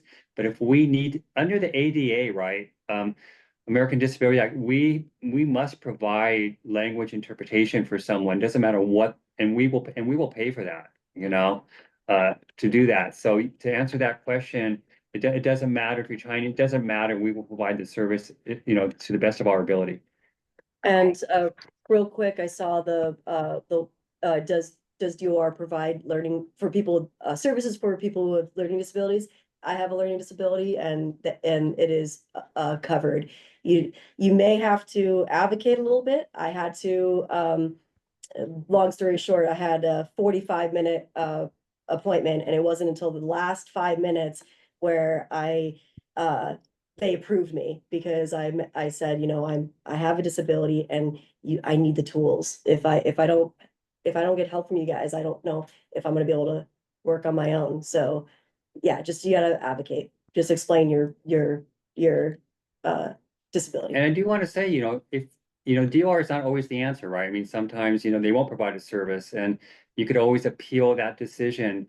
But it's really, when we talk about transitional youth or youth, it doesn't mean that someone's just coming out of high school. It could be they've been out of high school for a while. I think we go up to age 24. I think it's 24, that we consider that to be a young adult, so that we still consider that transitioning, maybe the transitioning from home or whatever it may be. It doesn't have to be someone who's coming out of a high school or maybe coming out of regional centers. The age is pretty broad for youth. Okay, thank you. Another specific question was, what can we do if a vendor, private business in the community does not want to work with our kid because they are not high functioning? Is this prejudice? What do we do? Yeah, I would report that to LA versus hate, or stop the hate, because that is considered a not giving services because of that identity. And the other thing I would say, that's a good call for me because I do all our ADA here. So if you want to connect with me or give me a call at CalLife, I'd be happy to pursue that. That's a whole nother area to cover, the ADA and how it protects people with disabilities. Because essentially, someone cannot discriminate. However, if the person can't do the essential functions of the job, right, then that's a whole nother area. And does that person need a reasonable accommodation? So maybe that's another topic for another day, but I think that's a good one to give me a call, and let's explore that a little bit. Okay, thank you. Victoria, I'm sorry, Villar has their hand raised. Do you want to go ahead and unmute and ask your question? Yes, thank you. Thank you for all the information that you have given us. But do you only service LA area or LA County area? So our center is consumer, wherever the consumer chooses to go to. But what's important is that there are 6 other independent living centers. So what we try to do is connect them to the closest independent living center in their area. Because we're located in downtown, so if someone is living in the San Fernando Valley or living wherever, we would connect them to another center that provides exactly the same services that we talked about today. So it doesn't matter if it's within the county or the city, or if they want to come here, if they like what we've said, they're welcome to come here to receive the services, if they could get here. And sometimes the person doesn't need to come here. We could actually provide it like what we're doing through Zoom or through phone intake, but it's better if they come in and we kind of develop a plan for them. But we really try to get them to the local or the closest independent living center in their area. And then the Stop the Hate and LA versus Hate department, that's all statewide. Okay, and do they have to be a regional center client? Nope, No. not at all. And then another question, sorry, I have so many questions. And one That's more okay. question. For the learning disability, do they have to be formally diagnosed or not? So for independent living, you just have to identify with a disability to get our services. Now, when it comes to like applying for certain resources, then that's where the benefits navigator will walk you through and be like, okay, if you're trying to apply for SSI, then you may need to have a form or thing. So it just depends on what it is. But to receive services in general from independent living, you just have to identify and benefit from our resources. And you said the maximum age is 24 for young adult? I believe it's 24. I get it confused if it's 24 or 26. I think it's 24 is we consider as transitional youth, But services are all ages. but all ages. So, because I live in the Inland Empire, like San Bernardino, Riverside County. So you have independent Yep. living area around Yeah. this area, and Yeah, it's in your absolutely. website. Yes, that would be, I'm trying to think how we get. So You if know you go what? to, This I is can email. Cecily. Yeah, I put it in the chat. I put a link to the listing of all the independent Oh. living centers. So if you- Perfect. Okay, thank you very much. All your information are very helpful. You're and more good than for welcome. this Our class pleasure. too. Thank you. Okay, I think 2 more related questions and then we'll pause for a break. So one is that do you only accept clients from the regional center? And then similarly, are you a vendor of any regional center? Yeah, so the person does not have to be a regional client at all. And we are not vendorized with any regional centers, but we do work with regional centers. But we're not vendorized with any of them. And if you are looking for a vendor, there is one organization that I used to work for many years ago. It's called SCRS, and they're located in Downey, and they do a lot of work with regional folks and have several contracts. And that would be SCRS in Downey. Great. Okay. Mhm. Okay. Well, I think we will pause for our break and we'll resume at 10:50. And again, thank you so much, Keith and Bridget. Everyone really appreciated this presentation. You're anytime. Sure. Anytime. Thank you. Thanks for having us.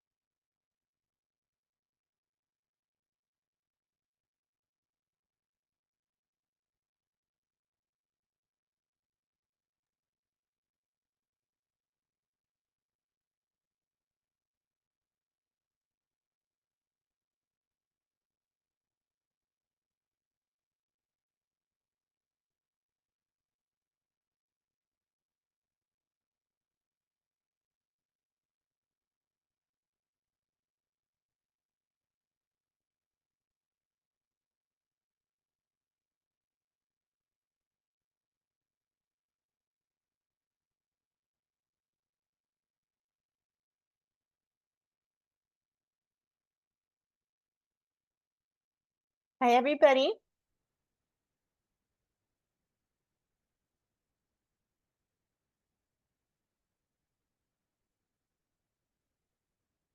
Okay.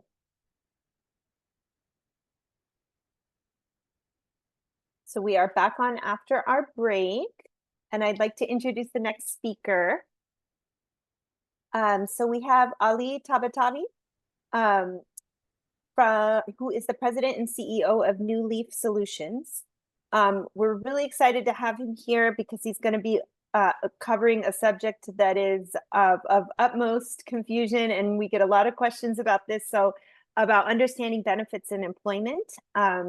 As I mentioned, he's the president and CEO of New Leaf Solutions, as well as a board member of the North Bay Regional Center. And our projects intersected from the DDS employment grant. So thank you for being here, and I will turn it over to you. Thank you. Thanks for having me, Christine. You can hear me okay? Yes. Awesome. Great. Well, good morning, everybody. Yes, here to talk about everybody's favorite subject, Xin Social chào tất cả mọi Security. người. So what I'll do is I'll share my Đây tôi sẽ screen nói về and we'll get an into sinh this. xã hội. And I think we may have the interpretation channel. I was hearing one of them come through. So let's just make sure everybody's in the correct interpretation channel. And then I think we can proceed. Okay, great. I think we're okay. Okay. All right, I'm going to share my screen and I got a few slides for you. And I'm also going to share some, just some of my favorite websites, which I'll drop links into the chat as we go through this as well. Okay, everybody can see my screen okay? It looks like Yes. it. Yes. All right.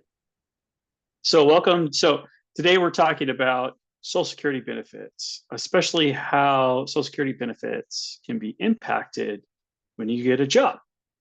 And a lot of folks, there is some very legitimate fear out there for a lot of folks that my employment is going to, really cause a problem with me and my benefits. And we hear horror stories all the time. You may have experienced them yourselves, and a lot of folks limit themselves from taking a job or pursuing a raise or getting more hours because of the problems that you've experienced with Social Security.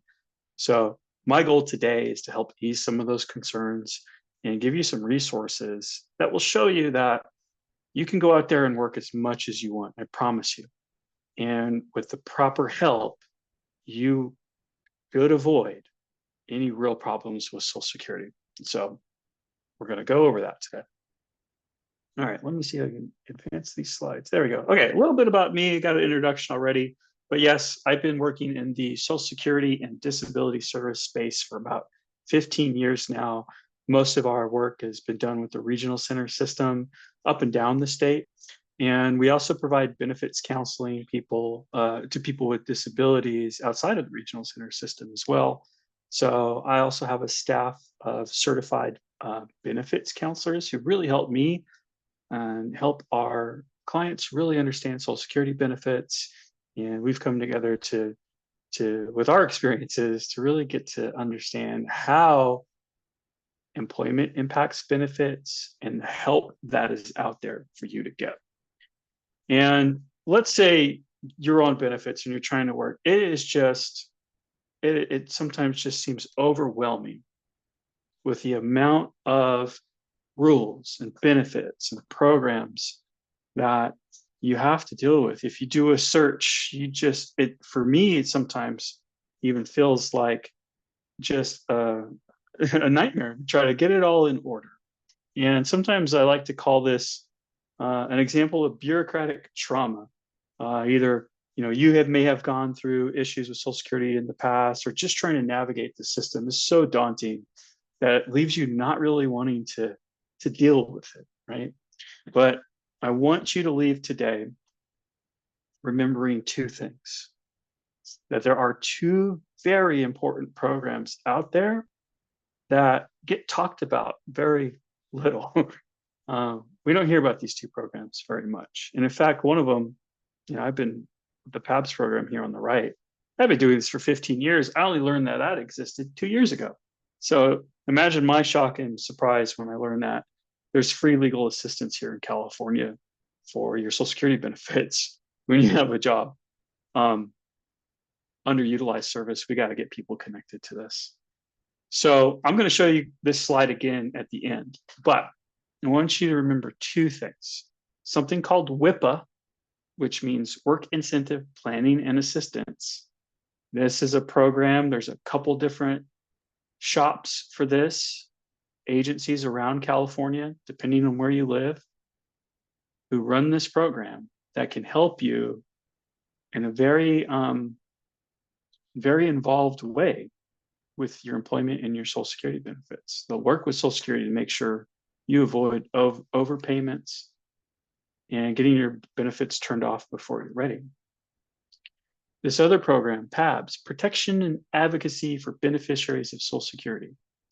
That's free legal assistance to you if you have a problem with Social Security related to your work. And I'm going to show you how to get connected to those if you need them, and a little bit more about what those are. In California, PABS is run by a familiar organization called Disability Rights California. You may have heard of them before. So they have the contract from Social Security to provide this free legal assistance. And we're going to show you how to get connected to them if you need to. So the purpose of this session is really to help you understand, I think for everybody, understanding what kind of benefits you have is really important. And then we'll talk more about how to actually get help with your benefits when you are thinking about work, or you have a job already, or you're going to get a promotion, and where to get help with that, you know, how to get benefits counseling. And of course, I want to save time at the end here to answer your questions.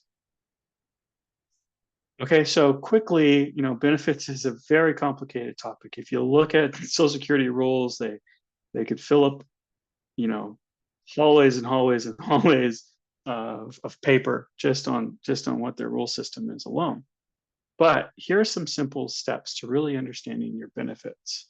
A lot of folks are confused about the benefits they have, or they may not understand that Social Security, actually, the Social Security Administration, is responsible for administering or handing out two different types of benefits. There's SSI, or Supplemental Security Income, and then there's like traditional Social Security, all coming out of the same, you know, government agency. A lot of folks might be on SSI, but you call it your Social Security, right? But I think it's important to understand that there are two different types of benefits.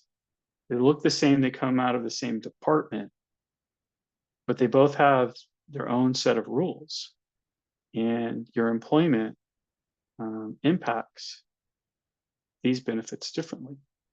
So one way to understand the difference, and just like, hey, just to know which benefit I have, you may have both, but to look at the top of your letter, those letters that come in from Social Security, it'll tell you at the top.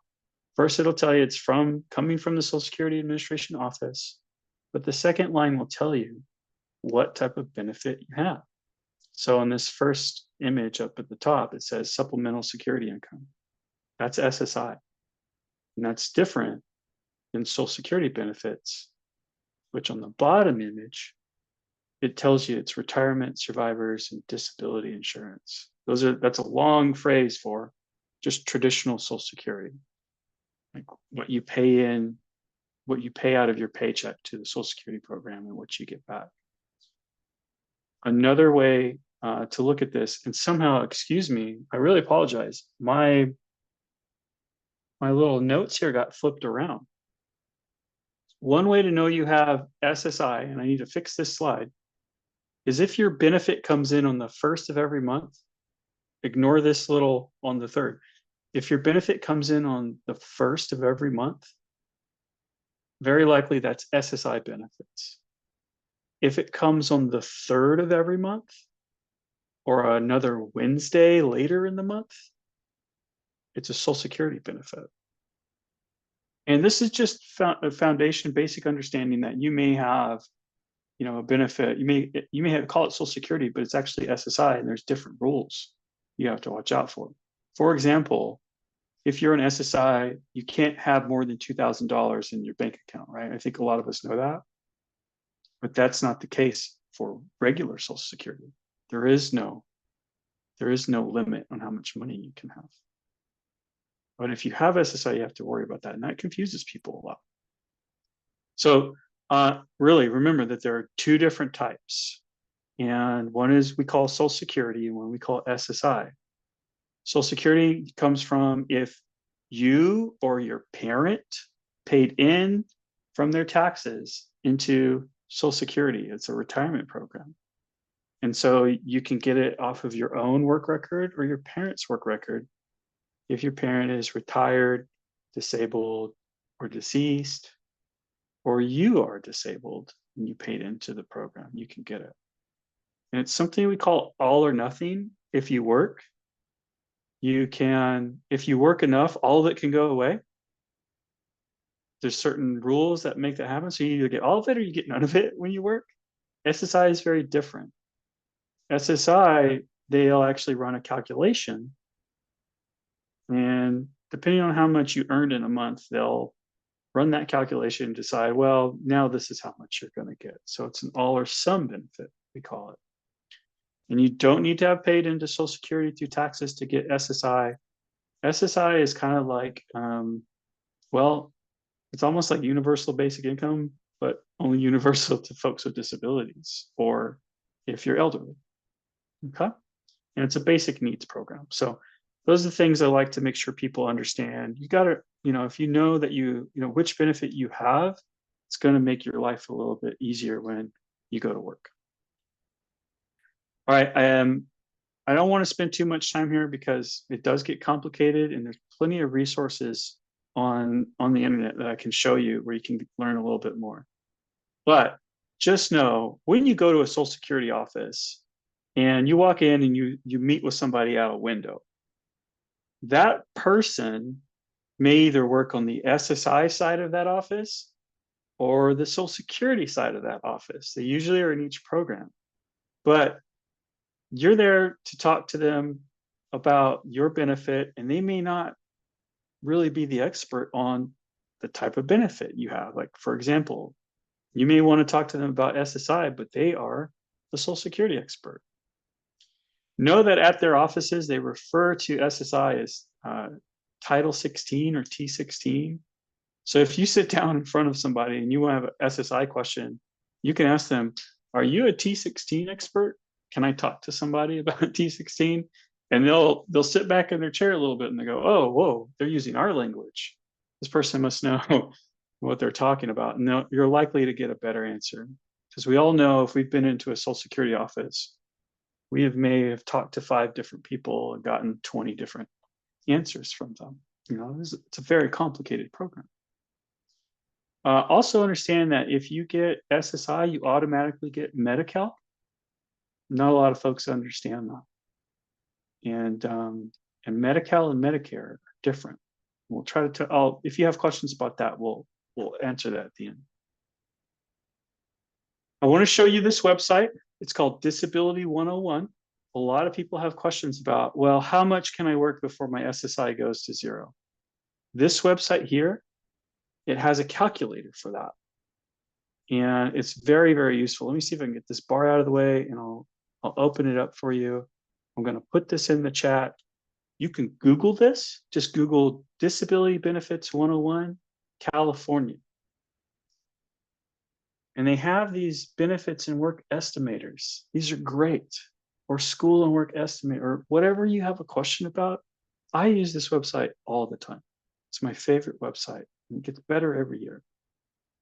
But you can come in here, and if you have questions about how your SSI is going to be impacted, they actually will walk you through it. That's a glossary, but they'll walk you through it and help you understand, how much my benefit might be reduced because I'm working. You can also get help from a counselor, and I'm going to show you how to access that. But let me drop this link in the chat for you so you have that handy. Okay, that's a great website. Please bookmark that. Come back to that. I use it all the time. Okay, switching gears now. We're going to talk about Social Security, not SSI. Social Security is something that was created out of the Great Depression. We've had it for a very long time. SSI came much later, like in the late 60s. I'm not trying to give you a history lesson here, but I just wanted you to understand really that there are two different types of benefits coming out of Social Security. It's really important that you consider which one you have, or you may have both. And again, you may get this from, like, you have retired, you've worked and you're retired and you can get Social Security, or your spouse has passed away, or you're disabled and your spouse collects the benefits, or you're a child of somebody who is retired and you have a disability, you can get this benefit. Also, if you work and you're paying into the system, you're someone with a disability, and you're young and you've been working for 5 years, you can actually qualify for disability insurance, Social Security disability insurance off of your own work record. And there's a lot of counseling programs out there that can help you understand that. And that this benefit is more stable. The amount that you get doesn't go up and down every month if you work. And remember, it's all or nothing. And I'll show you a little bit about what can make it nothing. And that's what scares everybody. So moving forward, again, if you go into a Social Security office, they call it Title II. So if you walk in there, you go, I'm here to talk to somebody about Title II benefits. Again, they're going to sit back in their chair. They're going to go, oh, okay, this person knows what they're talking about. And this benefit, if you just have Social Security benefits, you do not have to worry at all about the $2,000 resource limit that you've heard about. I just want to make that really clear. So, unlike SSI, Social Security benefits, like I said a minute ago, they don't go up and down each month. Either it's all or nothing. And understanding that as you take a job, as you look for a promotion, as you want to work, your boss saying, I want you to work more hours. We love you here. A lot of folks go, I'm too worried about losing my benefits.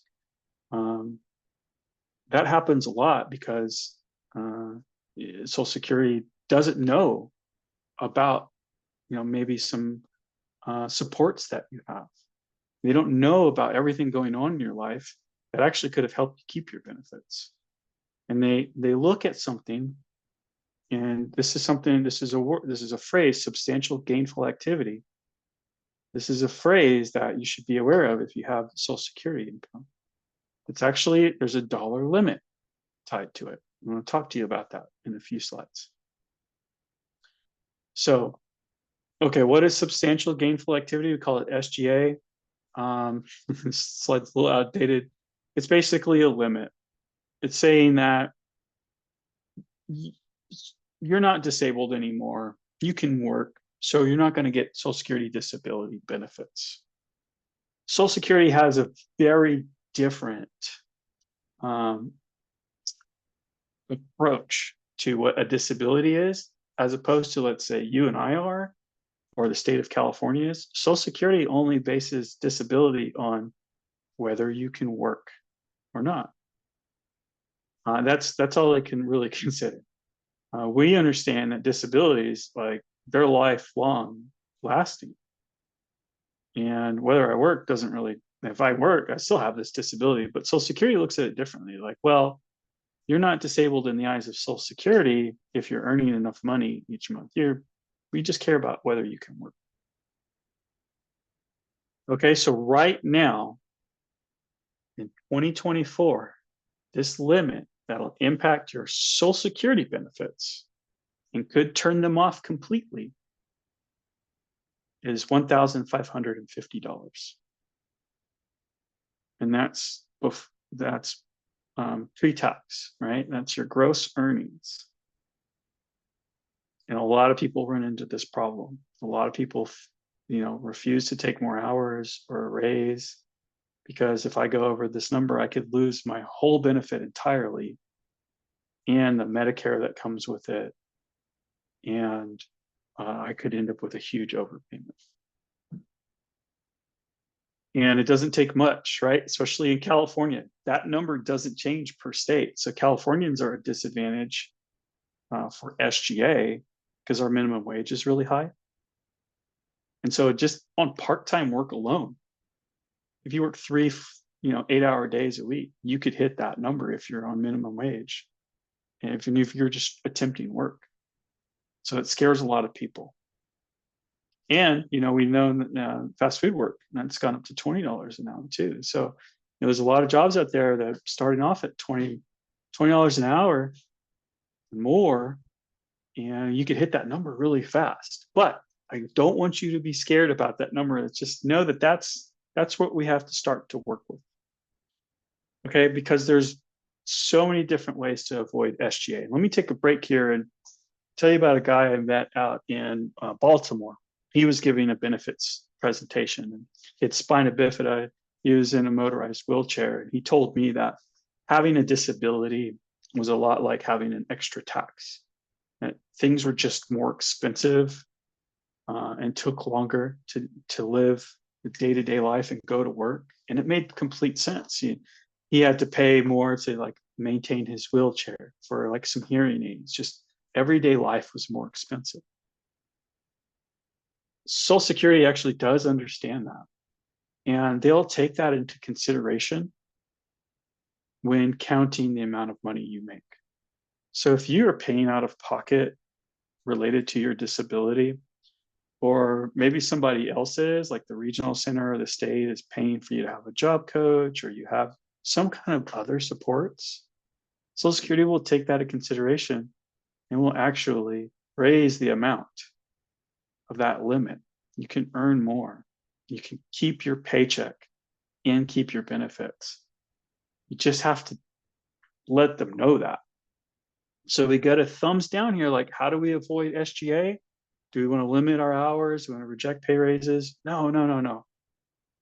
We want to learn more, and we want to take advantage of what we call work incentives, because then you could work as much as you want.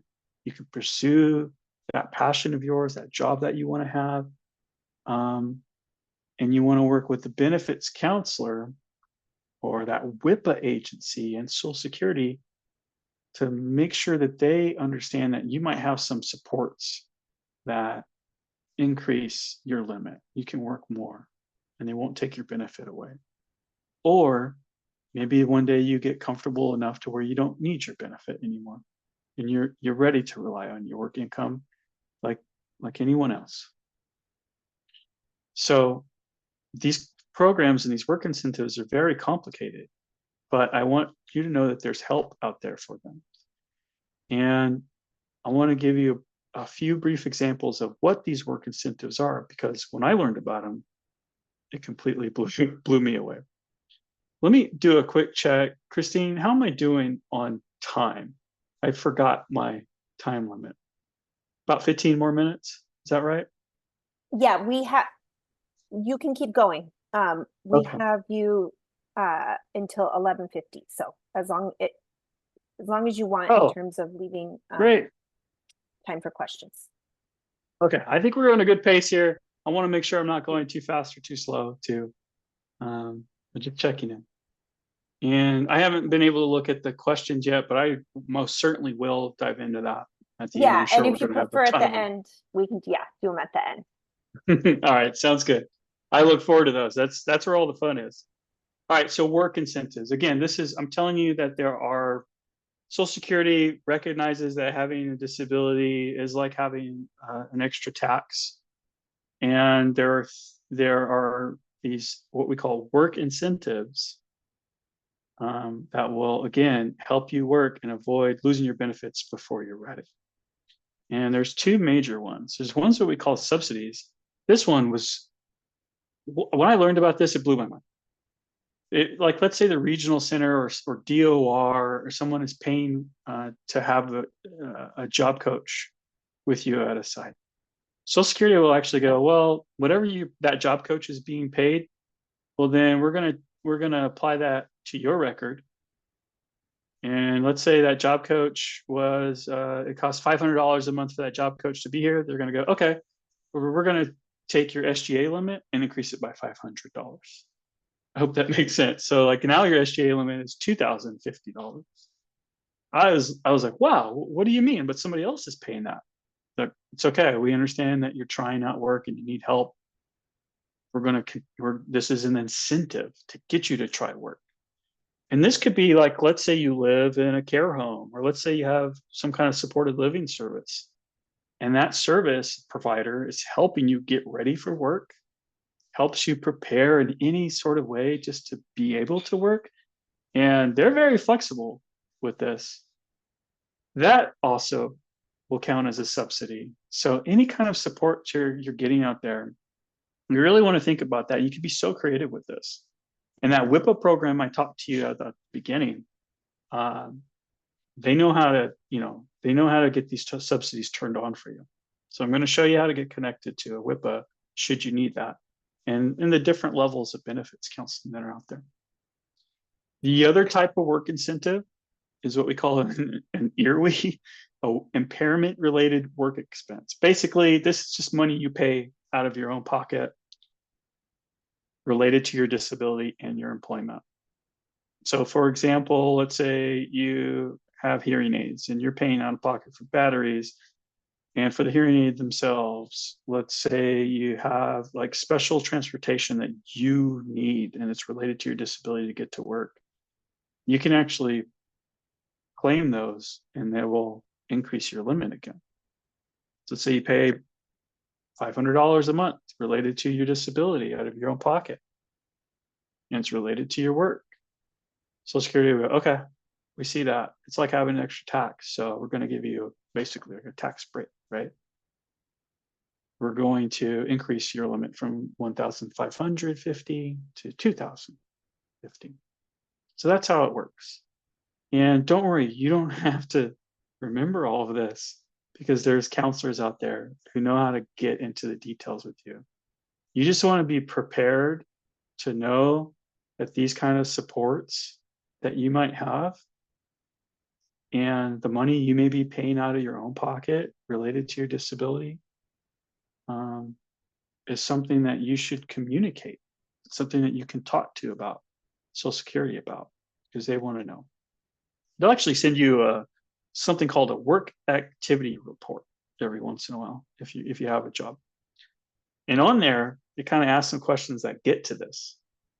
And so whenever you get something like that, I want to, that might be a good time to reach out to a benefits counselor or the WIPA program, or even the PADS program. They'll help walk you through stuff like that and then get you connected to the right next step.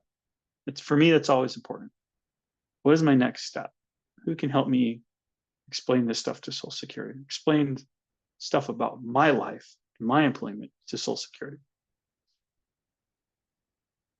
So we went over this. If you're in the regional center system, just know that you have plenty of subsidies to claim, and if you're employed.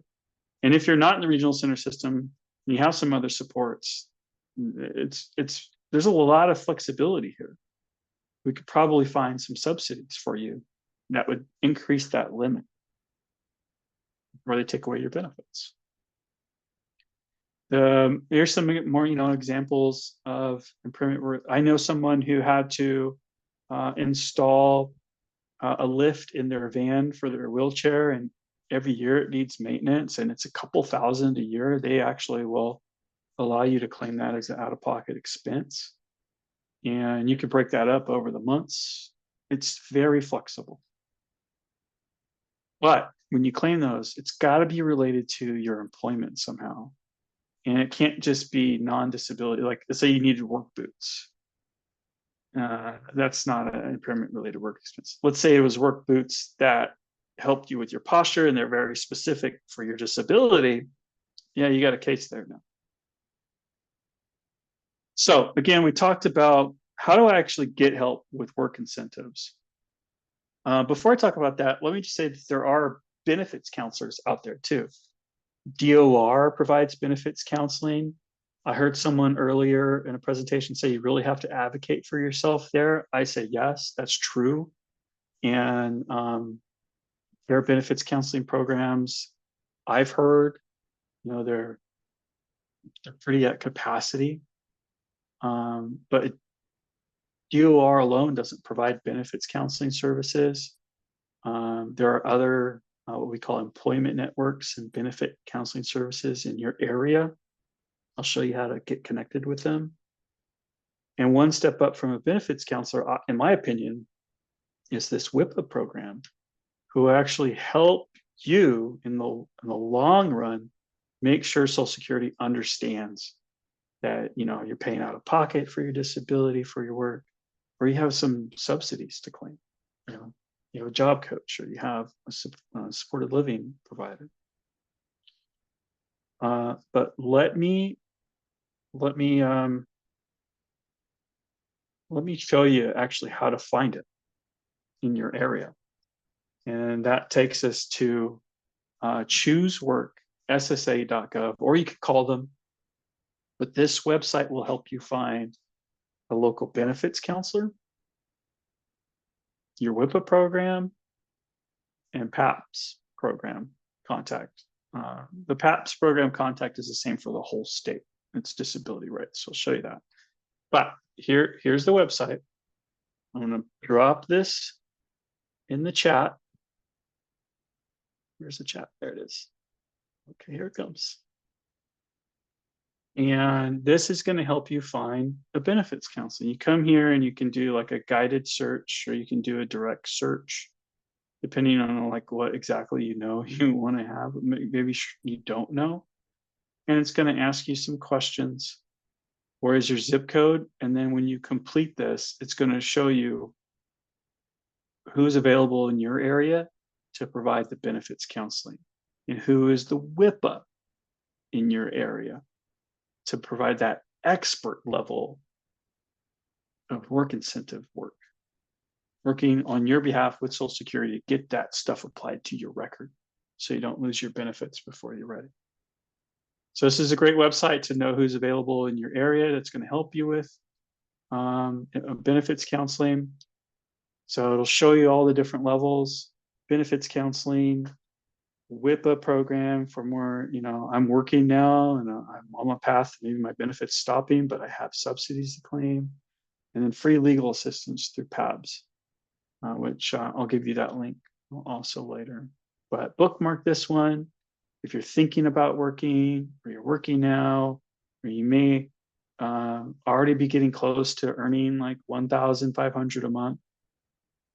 Or I would say as soon as you're starting earning like $1,000 a month, you might want to call a WIPA. And there's reasons for that. Before you move on, can you go back one slide? One person requested that. And I thought that was probably, for the WIPA, maybe the phone number or the website. Thank you. That's the phone number for the website. That's Social Security's Ticket to Work program phone number.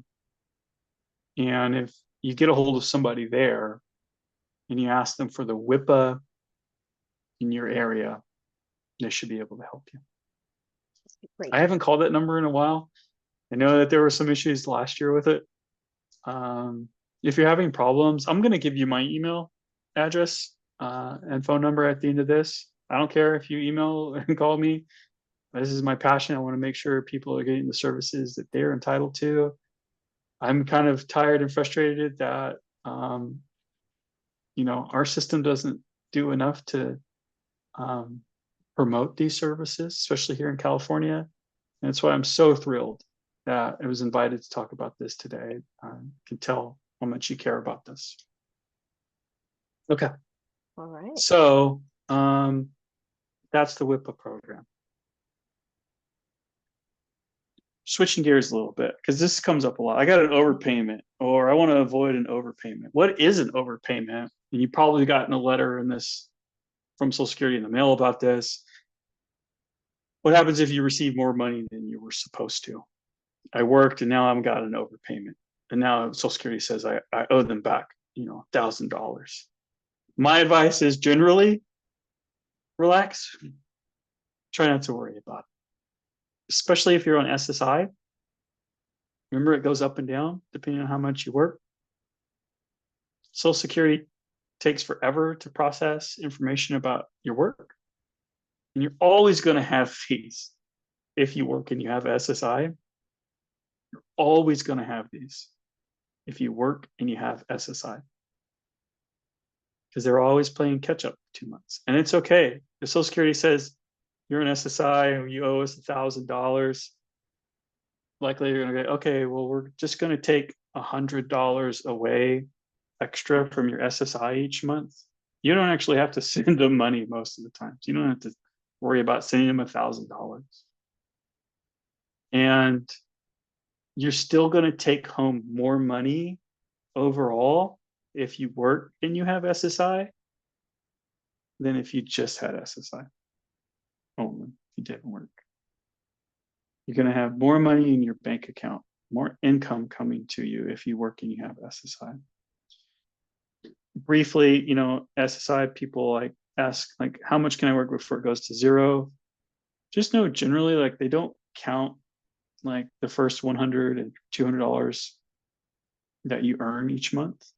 So if you only earn like $150 a month, they're not going to change it at all. After that, they're going to take about $1 away for every $2 you earn. So if you earn $500 in the month extra, then they're only going to take away about, you know, $200 from your SSI. So now you have your paycheck and you're still getting some SSI, even though it's a little bit smaller than it was last month. You have more money in your pocket. They're going to send you an overpayment letter because it took them forever to calculate how much you earned in that month. My advice, my opinion would be to relax. Don't worry about it too much. If you're on SSI, it's going to be there, and you likely won't really feel the impact of it because you're going to have more money overall. If you have SSA, Social Security, and you get an overpayment letter, it's a whole different story because we're talking about that SGA stuff again. So again, this is why it's so important to understand which benefit you're on, or if you have both, because they have different rules. And benefits counselor, the WIPA program, free legal assistance or advice, really going to help you understand what is specific to you. Here are the general rules. Here's some guidelines for you that I'm giving today. But when it really comes down to it, everybody's different, and everybody has, you know, different types of supports and different types of jobs, different moments in their career where they're at or thinking about working. And so getting down and sitting with somebody to talk about specific to you, what's going on, is really important. And, you know, I want to make sure that you understand that there's resources out here to talk to somebody about that. Okay, so we talked about Social Security and SSI overpayments. Again, one thing I'll tell you though, if you get a SSI overpayment, and here's a quick tip, and it's $1,000. Actually, if it's $2,000 or less now, you can ask for an administrative waiver. Go to the window and say, I'd like an administrative overpayment waiver. My overpayment is less than $2,000. Without any extra paperwork, they must just go ahead and take that off your records. It's pretty powerful. Not a lot of people know that. But again, ask for an administrative waiver, less than $2,000, and they'll wipe it out. They won't do it over and over again. But let's say you have a overpayment. It's like $1,000 something. Look, it's hurting me to have to pay this back. I'm on SSI. You know, the whole point of SSI is to help me avoid hurting, right? It's difficult for me to pay this back. I want an administrative waiver where they must wipe it out. If you have any problems with that, then you got free legal assistance to back you up, right? So it's good to know that that's out there. And then there's a bullet point here about a waiver versus a reconsideration or appeal. So there's another kind of waiver. Let's say you owe more than $2,000 in an overpayment. And it could be for any reason. Maybe Social Security said, hey, you have SSI and we found that you had more than $2,000 in your account, so you shouldn't have given you that SSI. And it's true, but now they want $4,000 back.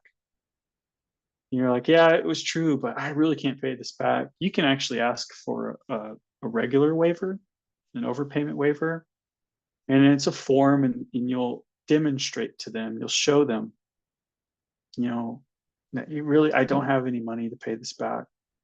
It'll create a hardship for me. And you know, for anything over $2,000, they have a process for that, and you may be successful. The other thing, an appeal or a reconsideration, and this is why it's really good to talk to the legal assistance people. That's if you know Social Security was wrong. You know, what they decided was completely wrong, and you have facts to dispute it. You know, you don't agree that they should have given you this overpayment or stopped your benefits. That's when an appeal and a reconsideration is necessary. So know that there's differences. A waiver is like, yeah, I know it was, you know, it's true. You know, those facts were true, but it still wasn't my fault. You know, I just going through some things. Reconsideration or appeal is like, you guys got this completely wrong. I don't know where you got this information, but it's not right. And so there are differences between the two.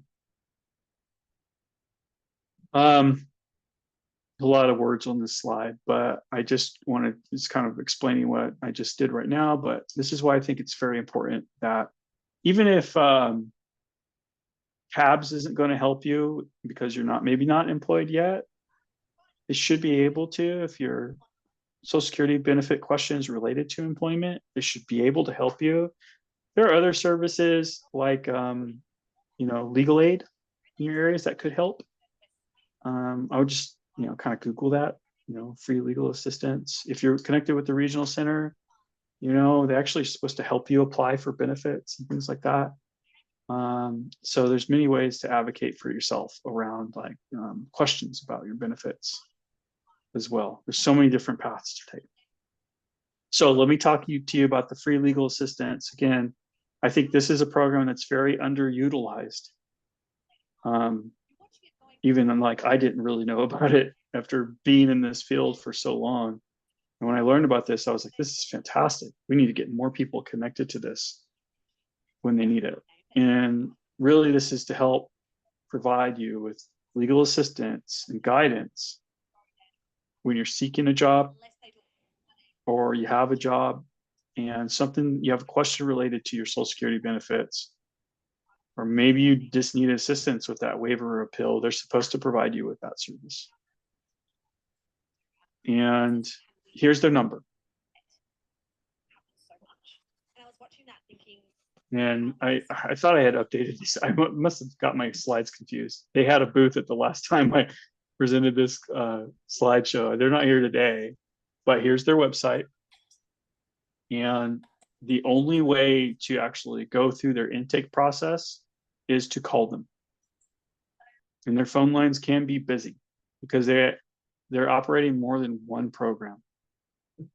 And last week I was helping someone try to get connected to this. And we waited on the phone for 20 minutes. And then we got disconnected and we had to call back. And it was a frustrating process, but eventually we got through. So just be persistent. You guys are probably no stranger to this, to that, like, you know, run around. But there's some really good people over there. Some really smart people, you know, are ready to help. So you just have to be persistent. Don't call on Wednesdays. They're closed. And it's 9 a.m. to 3 p.m. on Monday, Tuesday, Thursday, Friday. I'm going to drop this in the chat too, so you can bookmark this as well. Make sure that goes to everyone. Oh, looks like. And here is the Social Security, like, find a benefits counselor link as well. Okay, so remember, you leave this presentation today and you're employed, thinking about taking a job, you're apprehensive, or you're worried about taking a raise or adding more hours, you're doing good, but you're afraid about your benefits, talk to these folks, get connected to these programs, know that these programs exist. That's all. Go out there and work. Don't be afraid of it. There's supports for you. Don't limit yourself. You know, you're talented. People see that you're doing great work. They want you to do more of it. You want to do more of it. There's ways to keep your benefits, or work yourself to the point where you're comfortable and you don't need them anymore. And that's okay. Both are okay. And these are two big programs that I think, you know, folks can really take more advantage of here in California. I would really like to see that. And, you know, I'm here to help too, to help you navigate those. So I think that is, yes, I made it through the slideshow and still got some time to spare. So let's take a look at the questions. Yeah, thank you so much. We've got a lot of thank yous already, and I just want to reiterate how helpful this is. It's a lot. And it's helping to solve a mystery. So I really appreciate it. We all do. There were a couple specifics, but I think they would benefit the group from hearing. So I can highlight those. One is, I have always had this question: can you get both SSI and SS disability benefits when your parent retires? Can you get both, or do they cancel one? You can get both. Like, for example, let's say you have some siblings and your parent retires, and you and your siblings qualify as disabled people.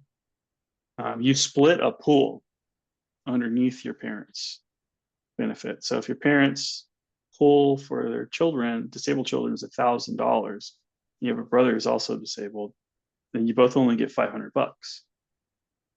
And that might not be enough to live independently. So you can also get SSI to supplement that. Okay, great. You can have both. But for some people, the parents' benefit, let's say, is like it's $1,600 a month, and now you're getting $1,600 a month. SSI now goes away, but you're going to keep Medi-Cal and you're going to get Medicare. So that's important to know. Okay. Then there was another, I think this is a scenario I hear a lot also with folks I work with, but my son receives SSI and works 2 weeks in the summer at a deaf camp. When we submit his pay stub to the Social Security office, we always have issues because they see it as full-time employment and are ready to terminate. We have to go in to show he's a student and only works as a seasonal 2 weeks in the summer. So more of a comment than a question, but yeah, that's something that is quite, I hear frequently that it's really quick, that a default of thinking, you know, it's full-time employment. Yeah, that's really, it sounds wrong and it sounds bothersome. I don't know why they would be doing that. And it also sounds like, that would suggest calling PABS on this one. Maybe getting some legal assistance on how to navigate this, and maybe even getting some representation could help. Because it sounds like they're really applying the rules incorrectly. Yeah, thank you. And then this is another specific. So if you lose your SSDI payments, do you automatically lose your Medicare?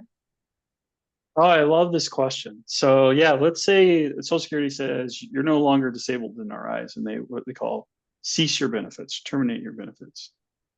SSDI comes along, and Social Security benefits come with Medicare. You get to keep your Medicare for 5 years after your benefits terminate. And if your benefits terminate and you stop working, you can go in and ask for what's called an expedited reinstatement. The expedited part, don't believe that word, because it still could take a couple of months to get it going, but you shouldn't have to apply and certify your disability all over again. They'll take that and then it should restore your benefits, but you keep Medicare for 5 years. Okay, that's very helpful. And then related, what's the difference between Medi-Cal and Medicare? Oh, yeah, tough question. So Medicare is a sort of national insurance program. It comes from the federal government, and it is there, and it's tied to Social Security benefits. Think of it as universal health care for like retired people. But if you're, insured for disability, you qualify for Social Security benefits, you also get Medicare. It pays like your hospital, your physician, some prescriptions. It's related to disability insurance and retirement. Medi-Cal is California's version of Medicaid, but Medi-Cal simply is there to help folks who may be low income, right? You don't have Medicare, you have no other insurance. Medi-Cal is the California like insurance program or health benefit. And you can have both of those too. And some people are what we call Medi-Medi.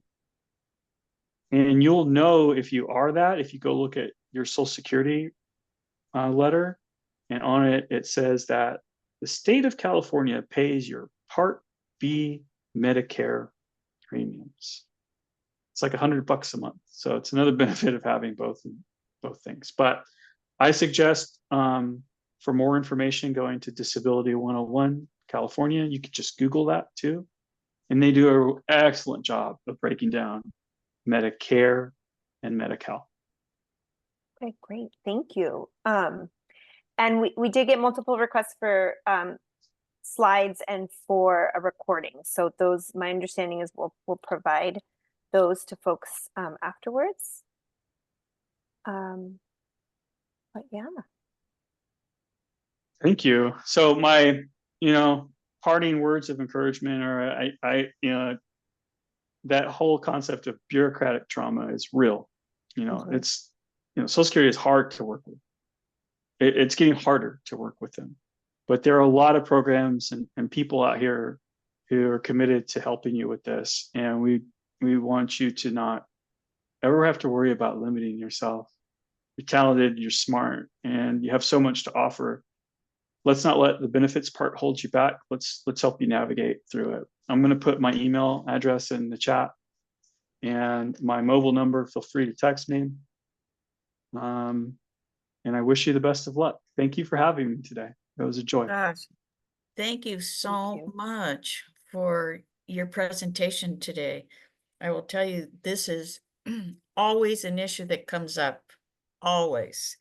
And I can tell in the chat that there were a lot of questions. In fact, we still have a hand up. Can you take that question from Tiffany? She put it actually in the chat, which was, if you are a care provider, don't have enough points when you retire, would you benefit from the spouse work history? Okay, you don't have enough points when you retire, so you're not getting the retirement benefit. If you pay taxes at all in the Social Security, you should get some. The FICA tax or OASDI on your paycheck, you should get something. But can you benefit from your spouse's work history? And if you are disabled, then it's possible that you could still get SSI, right?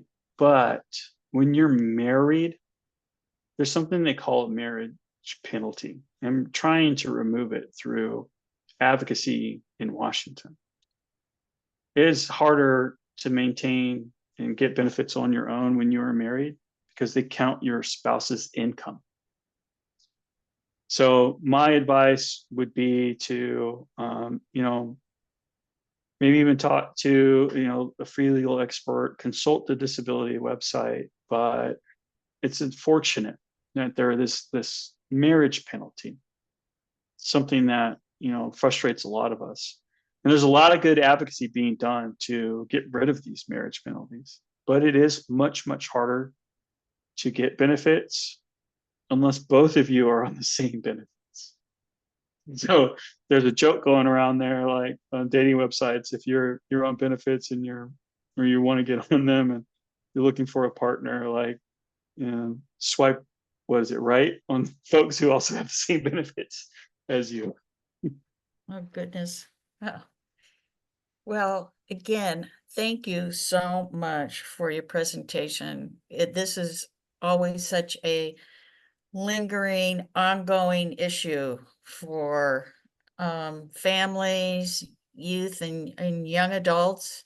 And I thank you so much. Obviously, your presentation has provided some amount of clarity for those who are listening to you today. So thank you, thank you, thank you.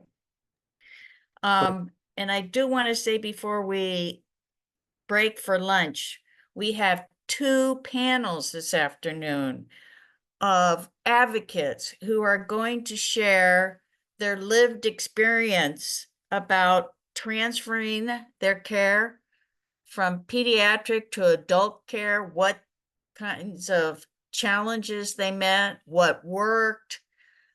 This will be very, very informative to those of you in the audience in terms of learning how they managed.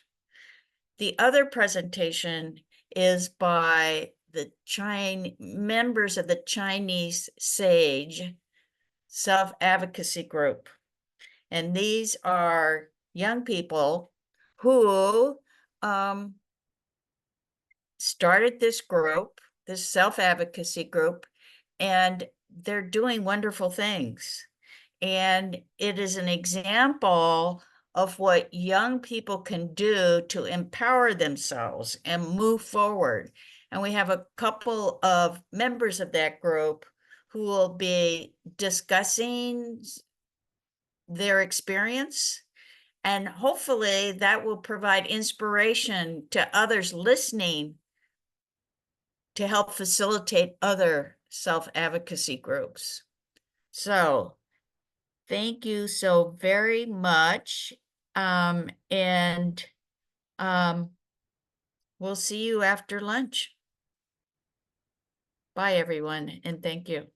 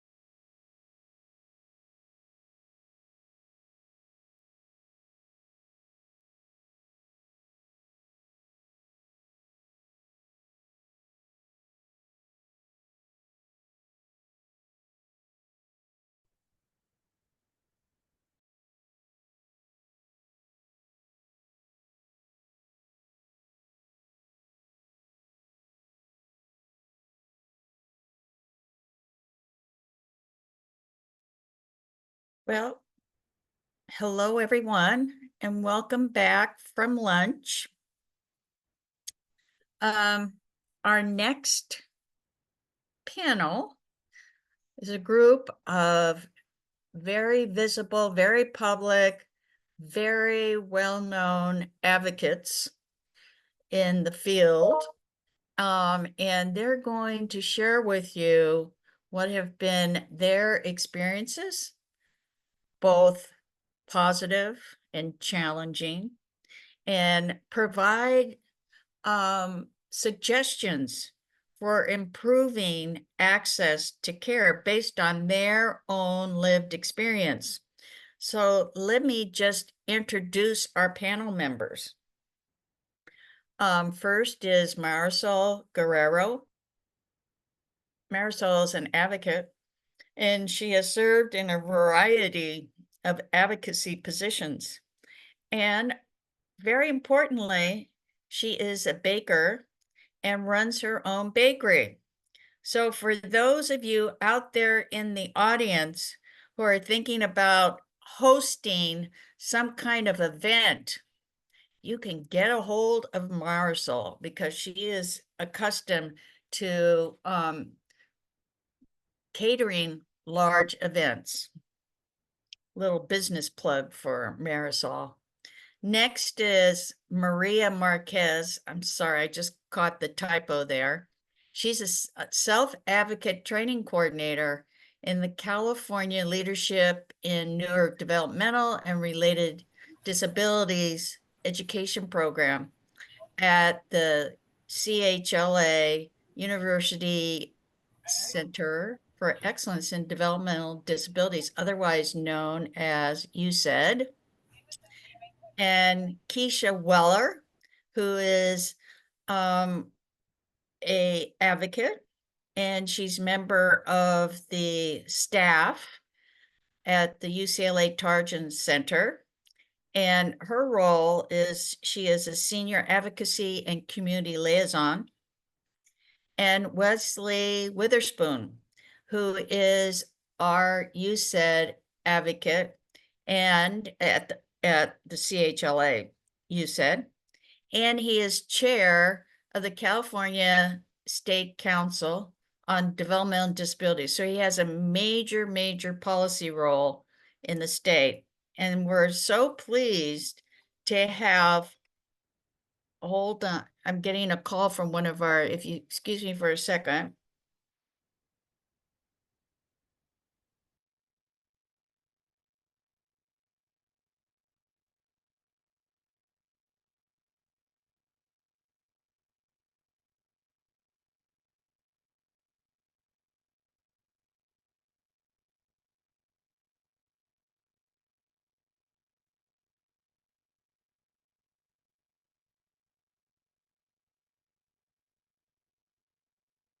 Okay, Marisol, Rowan, can you send her the link? She's having problems accessing the site. Anyhow, we have 3 out of our 4 advocates here. And welcome to you all. I'm so thrilled that you're able to share your expertise and experience with our audience. So I would just ask all of you is there anything you want to add that to the introduction that I provided? Some piece that I may have missed. This is Keisha. I would also like to mention that I was appointed to be on the master plan stakeholder focus group for developmental services system. Plus I'm also the co-chair of work group 2, which is for seamless services systems. Okay. Thank you. And Wesley? I want to add that I'm doing consulting work for Jay Nolan, how to have a healthy relationship. And I want to say hi to everybody out there. I know it's Friday and the weekend's just a few hours away. So hope you have a good meeting today. Great message there, Wesley. Thank you. And Maria, you're okay. I'm good. All Thank right, you. good, good. So, what I'd like to ask you to start off with, to sort of describe your own experience in terms of leaving pediatric care and trying to locate an adult provider. So who wants to go first with this? All right, Wesley.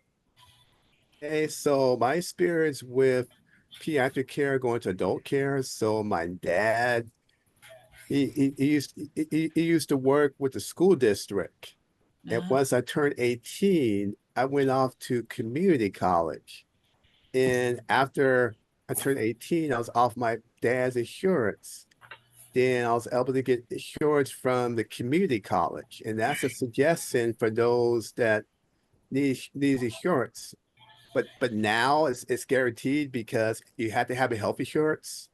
And I would suggest for those that can't afford it, go to health fairs and go to universities that offer free and low cost services, because health insurance is a lot of money. If you stay in the hospital for a week, it could be over $200,000. So just get the best services possible and just advocate, just talk to your peers, talk to people like Maria, Keisha, and I, and just talk to self-advocates, self-advocacy groups, because we have a lot of experiences. And I had a best friend, he passed away 2 years ago. They wanted me to take care of him. And I was so busy at work, I couldn't do it. I have a friend now, he having health challenges, and he wanted me to have like a part of his healthcare plan. So I'm doing that now. And my Keisha know who this person is, so I'm gonna give it to someone else.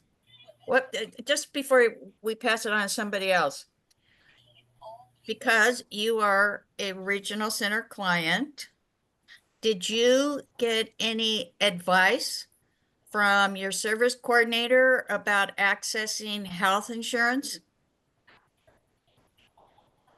So with health insurance, you got Medi-Cal, you got Medicare for your parents.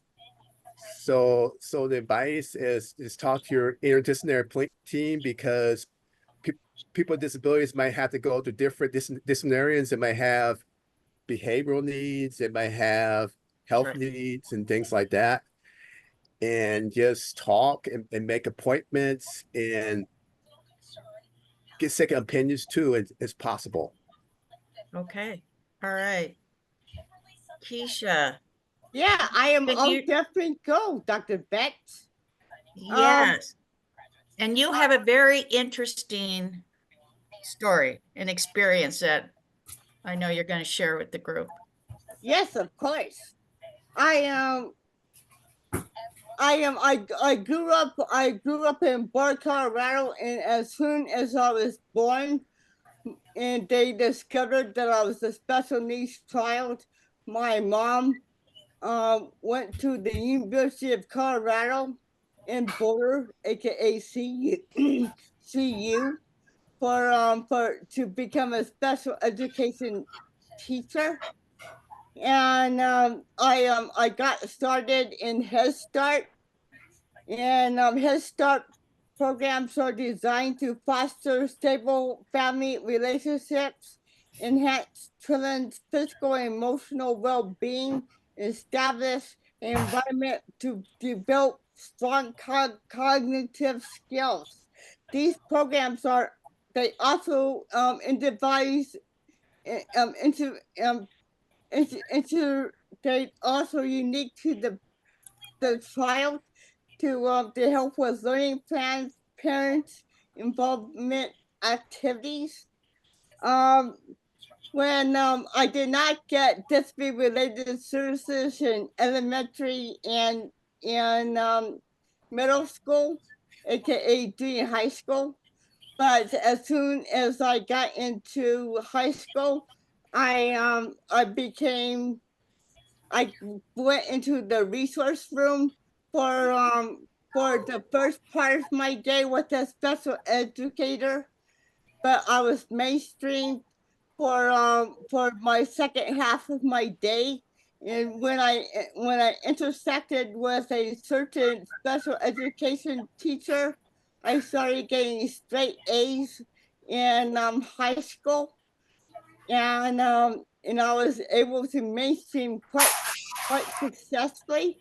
However, in 1983, when I graduated from high school, I moved back to California, back to Southern California, and it was quite difficult because I didn't know about the regional center system until 1995, and so for all that time, I didn't have any kind of disability related services. A friend of mine, a friend of my family, told me about the regional center system, and I had applied, and so I found adulting going from pediatric services to adulthood services was very difficult for me, and I but my first service that I ever got from my regional center was independent living skills services, which taught me how to properly adult, like how to budget my money and how to cook, how to how to how to use go food shopping and stuff like that. But other than that, I didn't have much adult services. So Keisha, let me just ask you a question or point out the fact that for 7 years, you did not access health services. Is that right? That's correct. That is quite amazing. And can you recount for us again how you connected with the regional center and how you found or entered into the health insurance plan in the state?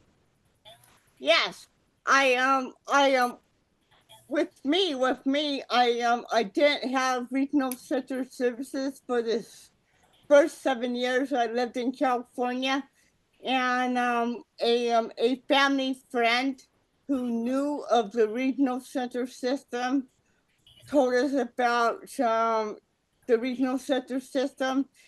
And at that point, my regional center service coordinator, he taught me about the healthcare system and was able to get me into Medicare and Medi-Cal. I'm Medi-Medi, and at that point, I was able to get into doctors and medical professionals that were able to get me excellent services for my intellectual and developmental services, and also get me into a psychiatrist for my mental health needs. Okay, thank you. Thank you. Maria, can you share Yes. your experience? Yes, my experience is I was born premature. Instead of being born at 9 months, I was born at 7 months, and I only weighed 3 pounds. So they had to take me out on an emergency because I was already drinking my own blood, and my mom was hemorrhaging. So I only weighed 3 pounds when I was born. So I was in the hospital for quite a few months before I was able to come home. And so I'm the youngest of my family, and there's 5 of us. And what had happened is that after all that, and as I was getting older, my mom noticed I wasn't walking or trying to walk or even really lift up myself to crawl. So she noticed a difference. And my dad had Kaiser at that time. So they would take me back and forth to the hospital, and I'd get physical therapy as I was a baby till, gosh, even now I still go to physical therapy. But what I can say that it was hard for me because I have four other siblings and I was the youngest, and I wanted to do things that they were doing, but I couldn't. So I was kind of like set aside, but I had one of my sisters was always paying attention to me and playing school with me and playing cooking and whatever you could think of. That was the middle one, and to this day she's always thinking of me on how to help me out, and something new that she finds out in the community, she'll let me know. But I've had several surgeries, and I did go to a school that was an orthopedic school for children with disabilities. That school closed down a couple years ago, and I was surprised to hear that, because I know that now kids that have disabilities can go to regular school, because I always wanted to go to regular school myself, which I ended up doing, but I had to really fight my way, because they kept saying, well, she's not good in this subject and she's not good in that subject, like putting me down instead of saying, oh, we think she could do it, we should give her a chance. Because when my parents took me to sign me up for school, they said, oh no, Mr. Marquez, she cannot come here, the kids will make fun of her. That's what they told my parents when I was ready to go into kindergarten. And so then I did go to Brian Thompson School for the Handicap, it was called. And yes, it did help me, but I felt very segregated, like just in a corner, because when we would go to lunch, we would all have to sit in a corner instead of mingling with the other kids that weren't disabled, because that was a different school, but we were like connected together. But only two of the kids were able to go to the regular school. And I would always ask my teacher, why can't I go? Oh no, you're a girl, you can't go. Because I was, in the 70s. And I said, but I'm just as smart as them, so what's the difference? And I would always argue with that teacher, and he didn't like me for that, because I always wanted to better myself. Yes, I had OT and PT at school, and I was thankful for having that at school, because after lunch I would go ride the bike for like 20 minutes, but I'd rather ride the bike than be outside playing ball or doing whatever they were doing outside, because I knew that I was getting my legs stronger to walk. And so when I was ready to graduate and I wanted to go to high school so bad, my older sister talked to her counselor, and they, was asking her questions about me. She goes, well, can I meet your sister? And she goes, yeah, I'll have my mom come too. Well, of course, my mom had to be there. And they asked me questions and my mom questions, but my mom only speaks Spanish, but she does understand English. So you can't back talk her in English because she knows what we're saying now. But anyways, what I wanted to say, that the counselor was very interested in me going to regular school. So she said, you know what? She goes, I'm going to talk to the principal and we'll get back to you. And I said the only accommodations that I would need was to leave out of class maybe 3 to 5 minutes earlier so I could walk to my other class, because at that time I was walking. And they said okay. And I think that was my only accommodation. Oh, I did have a class upstairs, which was fine because I can go up and down the stairs and get exercise, and they wanted me to do that anyways, the PE teacher. So I was able to go, and I did my 4 years, and I graduated from El Monte High School. And I was so happy because I didn't, kids didn't make fun of me there. But when I was going to the other school where the kids were all younger and I was younger too, they would make fun of each and every one of us. And it was a horrible thing to go through, to hear every day when we walk in the cafeteria, oh, here come the crippled, here come the handicapped. And I had to hear that my whole lifetime till I got out of that school. Wow. Wow. Yeah, so that, so that's why I really made myself be dependable as possible. And I kept telling myself, I'm going to get a good job. I'm going to do this. I'm going to do that. And I did go to Southland College, which was in Montebello, and that was medical front office and back office. And I passed with A's in that, and I took medical terminology twice at the adult school. Then I started taking my prerequisites for LVN, but then I stopped because some of the patients were too heavy for me. Yeah. And so then I just said, well, I guess I can't do that anymore. And I still kept doing little things to keep myself busy. And I did go. I finished the medical front office and back office classes. I finished all that, and I wanted to take the prerequisites for LVN, but that I didn't follow through. I did convalescent. I worked in convalescent for a while, and that was a good experience. And I just thank God that every time I was gone, one of my patients would die on me, but they never died on me when I was there. So I was very lucky not to have a person die on me when I Yeah. was doing convalescent. So let me ask you the question.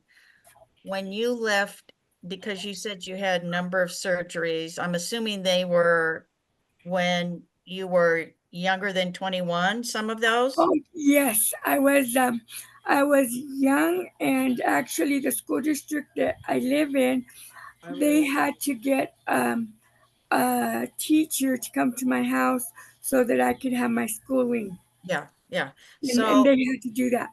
So when you left your pediatricians and your pediatric specialists, did you what was it like to try to find adult? Oh my goodness. providers? To find adult care, I did find adult care, but it was just like for colds and coughs. I wasn't really thinking about, my disability and where I need help, because I mean, I don't have a car, but I was driving already. I got my license. I got my handbrakes through self-determination through the regional center. But my sister had heard of the regional center on the radio, and she was telling my mom about it, because my mom only speaks Spanish. She understands English though, she really does. And so we looked into it, and lo and behold, I got a really good counselor through the regional center when I started, and I was with Pomona San Gabriel. Then I went to East LA because I lived out in Commerce one time for many years because I got Section A housing. But right now I'm back at Pomona San Gabriel Regional Center, and they're being very, very helpful, I can say, in my Great. needs and what I want. And Great. and my service coordinator, she's really on it. Great, great. So right now, I go to some of the self-advocacy groups that they have there, but I'm more focused with the LEND program, and I know I'm going to have a new student, and it's nice because when you meet other people with disabilities, you kind of look at them not in a rude way, but you just want to see what's different from me to that other person. Yeah. How can I how can I help them to do better? Because I'm always thinking about myself. How can I help myself to get from A to B, from B to C? Great. Very great. Well, it's obvious that, and let's hear from Marisol, but that all of you are dedicated to helping others, hence advocates, and very publicly so. So to your great credit, So Marisol, can you tell us about your experience from going from pediatric care to finding adult providers? Okay. Hi everyone. My name is Marisol. My when to getting all this parent active for my person, don't think my mom was the one that started when I was little. Because when I was born, I remember that my mom didn't know I had a disability. When I was born, my mom noticed that I was getting super like stiff and like I was not moving correctly. So she thought she was like, this is not normal. So when she took me to the doctor, they're like, why she's not my daughter? Why she's not normal? Like I was not moving like a normal child. So my mom started when they told her that I had when I was born that I was in the how you say it covered the inside of a little when you were born they had me in one of those, and when they took me out I got like it was from the air from the hospital. So that's how my mom started noticing why I was stop breathing. I was like so that's what they told her a lot of stuff that I had premature like to they told her I was premature, so I would feel like in a palm and inside of a like the size of the hand, that like the size of my hand. I was that small. So yeah so um so after that that's when she started getting stuff for me like regional center. That's when I she started looking for stuff that help me what my problem that I had. So from there, let me see. From there,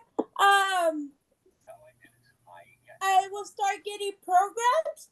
So like I was going to school like toward normal class, like normal classes, but I had special ed. So programs when I would not be in school, they will give me speech therapy. I couldn't speak, I couldn't talk. So they would give me speech therapy during the school time. So I will start learning how to speak up. So after I would go to different schools, they started giving me when I started going to middle school, they started giving me therapy where I could start moving like more like move my arms over my legs, or if I could like start walking a little bit more because I was a really stiff kind of child. So I started with that. So now that I did all that, it helped me. So I could move more best, like go to the restroom or stand a little bit more, like be more like of myself. So now that I'm doing like the meetings at the regional center, when now that I started doing all that, my own business too. So it's more independent for me and be more mind, like having more like for myself to be more independent to myself. So Okay. that's almost like All right, thank you. So Yeah. what's so interesting about everything that's been said thus far is that you have struggled every step of the way, Yes. and that there has been, though, out of your own your core strength Yes. enabled you to move forward and to be Exactly. successful and to be visible and to be vocal. Mhm. It's wonderful. It really is. It's with all, Yeah. and I see in the chat that Keisha said I was constantly bullied for being different from others in school. Alex, who would be speaking later, recounted very difficult experiences from the past. And Wesley says people are cruel. There's a lot of sexism, racism, ableism, homophobia, discrimination for many different things. Most of self-advocates were bullied, harassed, discriminated in school. A lot, a lot, a lot, a lot. So let me ask you, because what is really sort of key here, before we ask like characteristics that you seek in healthcare providers, what advice, because you have overcome a lot, what advice would you give to parents in terms of supporting the development of their children, their sons and daughters, to become independent, to become advocates, to be speaking with a voice in all situations, including when you're accessing care from healthcare providers? So I'll go to Wesley first, and then I'll go to Keisha. I'll go to everybody, but Wesley, your hand was up first. Okay, thank you, everybody. So my advice to say to all the parents out there is always search for second opinions, and also talk to self-advocates out there that been through the trenches before, because Maria, Keisha, and Marisol, we all went through a lot of different things. Even though we're different people, we went through similar things. We've been bullied in school, and transitioning from high school to beyond high school is not easy. I remember when I was in community college, when I was trying to work on essays on college, I wanted to give up because it was just so much. I wanted to just watch TV. Just know after high school, it's your career basically begins. So where you go to school or where endeavor you do, you're gonna go into it. So it's time for that, and just be patient. Just talk to other providers and get second opinions. And sometimes you have to talk to different people, get different perspectives. Maria, Keisha, I, Marisol, we all have different perspectives, and we've been there. And just talk to Regis, have a good interdisciplinary team. Make sure all the disciplinaries work with each other, because a lot of times one disciplinary but may not work with another one. So make sure they all work together, because sometimes, like with medications, it might give you the wrong medications and things like that. Just get second opinions and question things. Okay. And sometimes the medication you might get may not work for you. So feel free to get a second opinion or ask for some type of medication. And I'm going to say to all the parents out there, one day your children, they're going to be on their own. So you're going to have to teach them skills how to be alone. Yesterday, I was with a self-advocacy group. There was an advocate, I would say it's in the 30s, and his mom didn't want to cross the street. And you just had to teach your children things for the future, because you're not always going to be around. So you got to teach them how to be independent or support. If it might be with their siblings or some other part of family, just have a plan, because things can happen. Very good. Thank you. Keisha. Yes. Like for me, when I was like how they call adulting, when I was going from 16, 17 and then finally into 18, 19, 20, 21, I really had a very difficult time doing that. But the thing is that when I was living with my mom in Boulder, Colorado, and in California,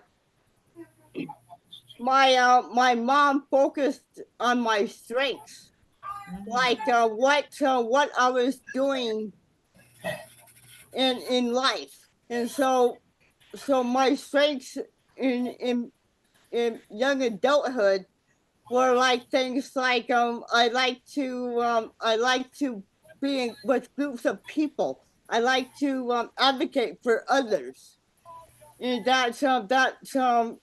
and I also like to write, and so and also public speaking, like I'm doing now. So these are some of my strengths. So focus on your children's strengths as you go forth, and like figure out their strengths, and then you could help develop them into careers or work related stuff that they may want to do in the future. A other thing is to set realistic goals for your children. Like be smart. Like smart is a smart goal. A smart goal is be specific, and also make it manageable. And being A is being having it adjustable, I think, but I don't remember the SMART acronym. But it's also being realistic. It's the R. In the last one is being timely. Smart goals.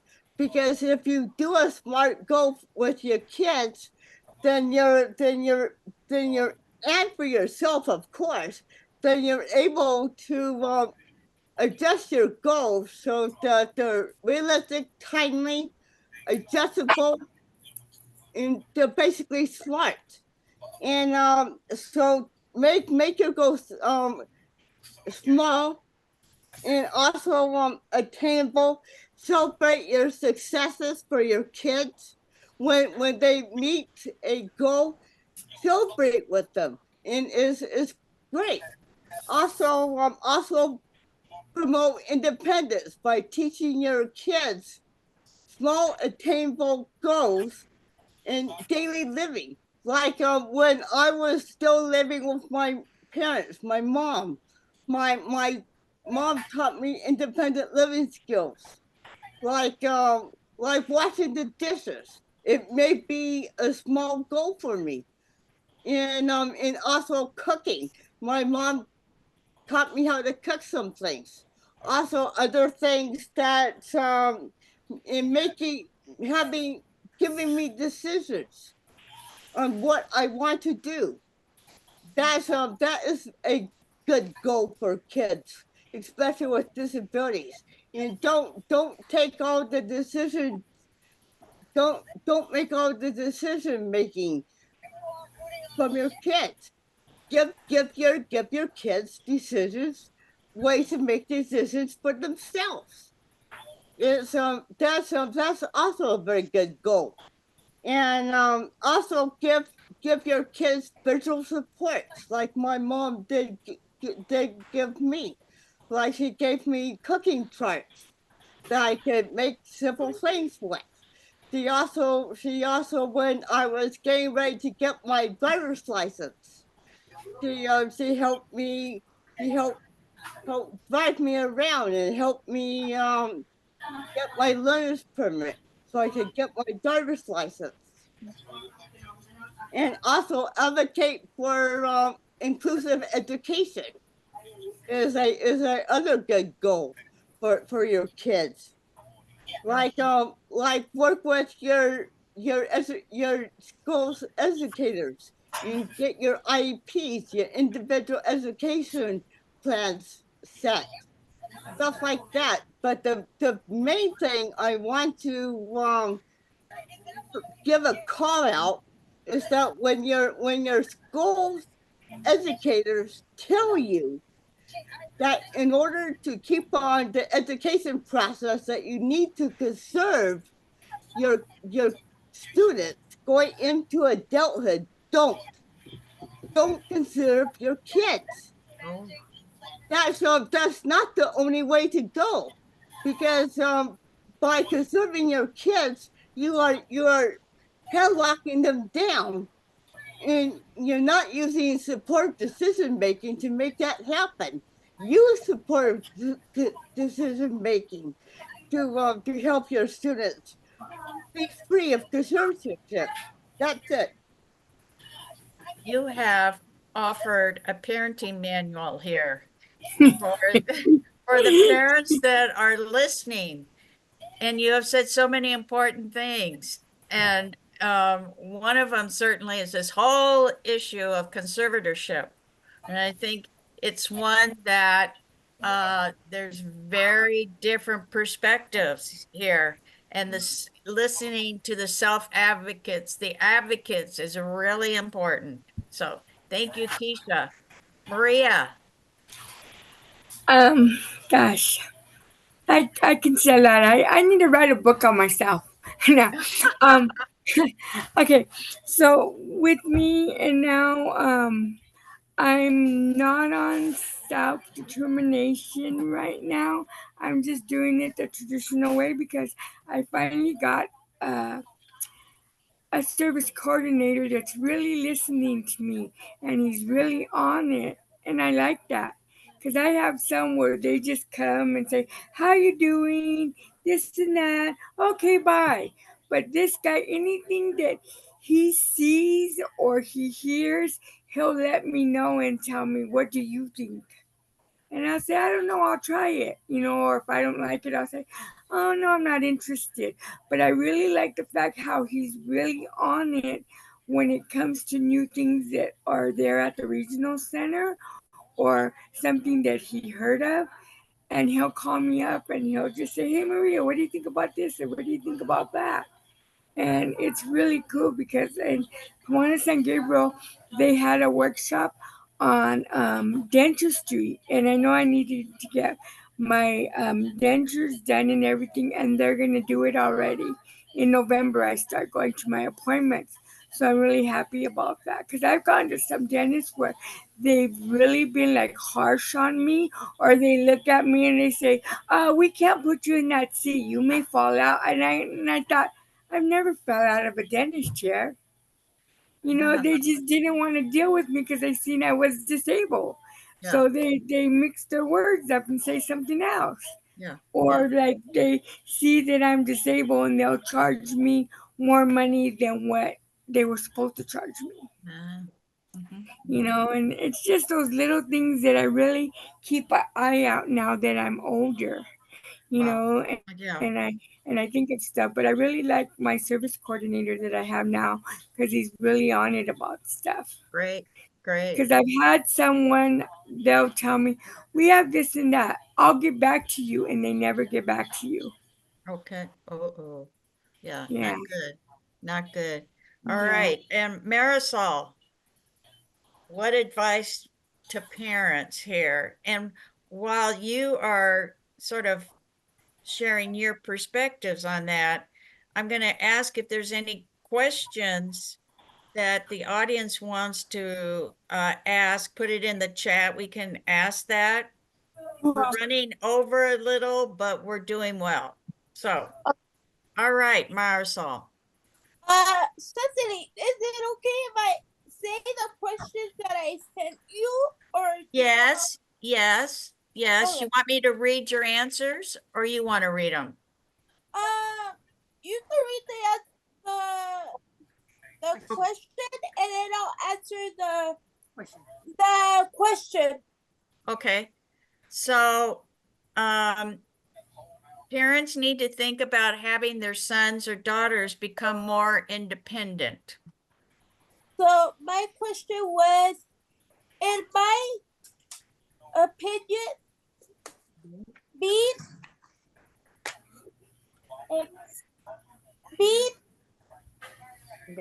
independent is important, but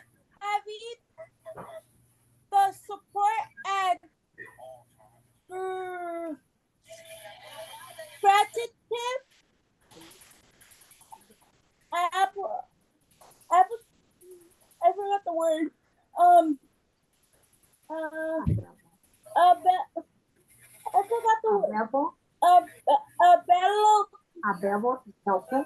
Available. I can't say the word that I wrote right. Yeah, it's available. You wrote available.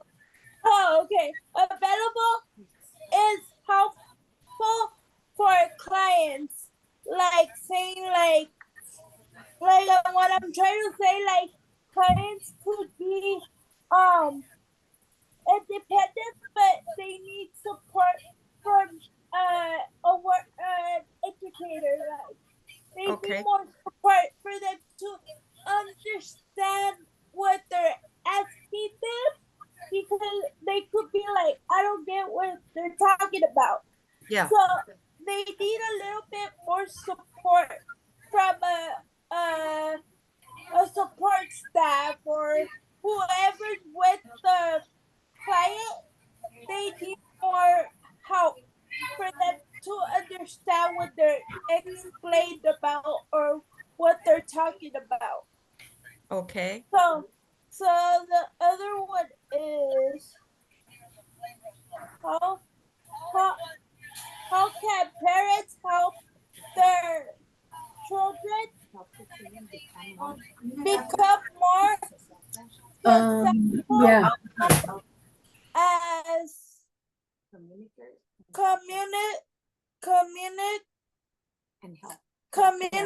I can't even say it. Consumers or of healthcare. So my answer is they can help by allowing their children to be part of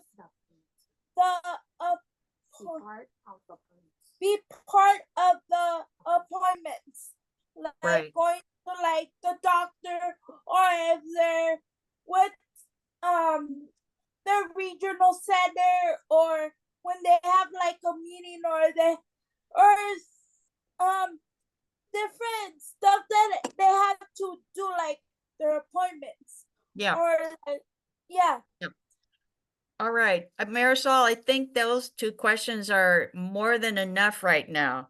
Okay. Yeah. So we did have Dr. Aldana, who said she wanted to make a comment that hasn't been addressed yet. So Dr. Aldana, do you want to jump in here? Yes, I think it's so important. Thank you, Dr. Retz. Hi, everybody. I'm so glad to see faces I know, and lovely to hear our wonderful panel of presenters. I think sometimes, though, we forget that there are people that are, for whatever reason, not given access. Like my parents were immigrants, they were young. They were never told that the regional center existed. So sometimes families don't get access to services, and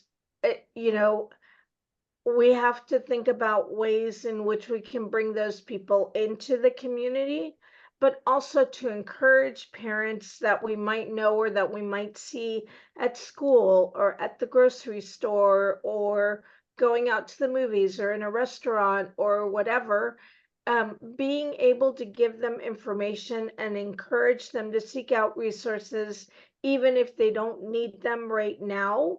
There may come a day when those parents become too old to continue to meet the needs of their children, and their children are left without a service system and without a safety net.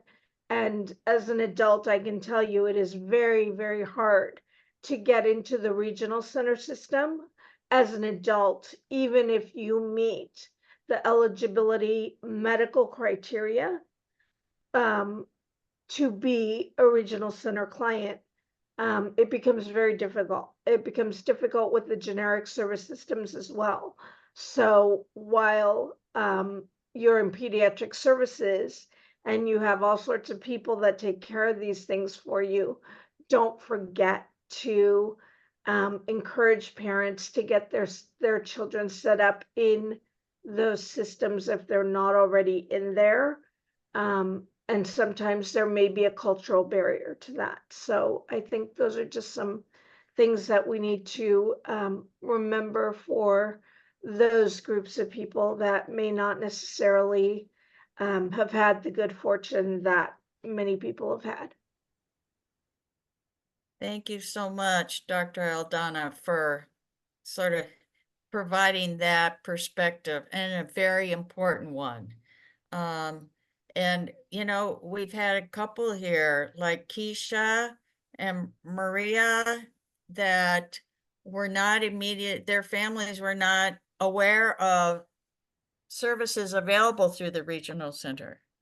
So those are all very relevant issues. And like you say, you might see someone in a school setting, a work setting, and they don't know anything about a regional center. So thank you for bringing that up.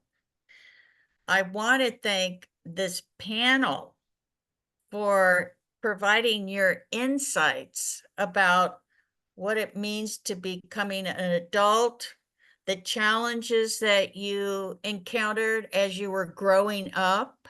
It's amazing how successful all of you have become with all the challenges, the discrimination, the exclusion, lack of support in the community, and yet look at you. You're here and you're teaching us. It's wonderful. Thank you so very much for sharing your experience and your wisdom. So thank you all. Dr. Betts, I feel very honored to be part of this panel for the USC UCEDD Transition Summit. Great. Well, we're really honored that you consented to participate. So thank you. Thank you very much. All right. So yeah, we have some, look at the chat. There's a lot of positive feedback here. Absolutely. So thank you. All right, next we have another panel, and let me introduce them here. This is, and let me get the slideshow. This is the Chinese Sage self-advocacy group. And the members that are going to speak to you are Amy, who's a member of Chinese Sage, Alex, and I always refer to Alex as Alex the poet. He was the former president of Chinese Sage.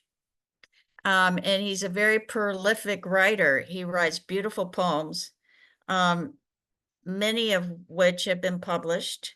And then Nikita Wang. And unfortunately, Nikita cannot join us today.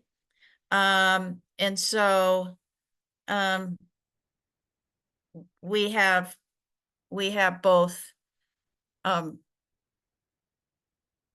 we have Alex and we have Amy. So if I could ask them to jump on board here. And what the focus of this particular session is, hi, Amy. Hello, everyone. Thank you for the invitation. And there's Alex, the poet, is for them to share with the group their experience in Chinese Sage and to provide their perspectives as to why it's been beneficial, why it's a meaningful opportunity for participation. And I will say too that Nikita had sent us a video, and unfortunately she wasn't able to join us because she didn't have her support person here today, but she had sent her video. So we'll bring that up the appropriate time. But I'd like to start off by asking how did this group get started? So Amy or Alex, jump in.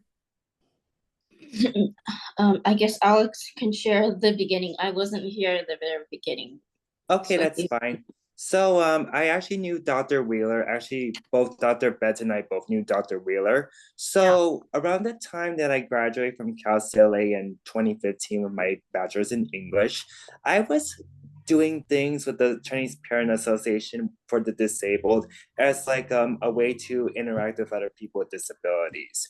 And in real life, what happened was that I was hanging out with CPAD for a while. That's the acronym for the group. And then we came up with the idea of being developing like a self-advocacy group, because this was developed around the time of the self-advocacy movement in Los Angeles County. So I actually just remembered that I actually wasn't the first president. The first president was a guy named White, but he got married and moved to different countries. So I became the president after him. I just remembered that just now. But the whole point of Chinese Sage is that we wanted to do more than just recreational activities within the CPAD group. We actually wanted to like create a movement by saying that Asian people with disabilities do have the ability to do great things. And it's not a good idea to stereotypically believe that all Asians are good at math and science, because I'm an example of someone who's not good at math and science, but I have a book on Amazon. Thank you. All right. Thank you, Alex. Amy?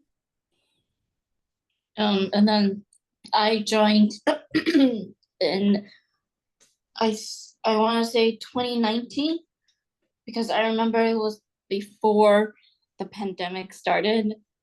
I started getting to know the president and the board members, and I forgot how, but it was actually it was through one of the members, the son, the mom.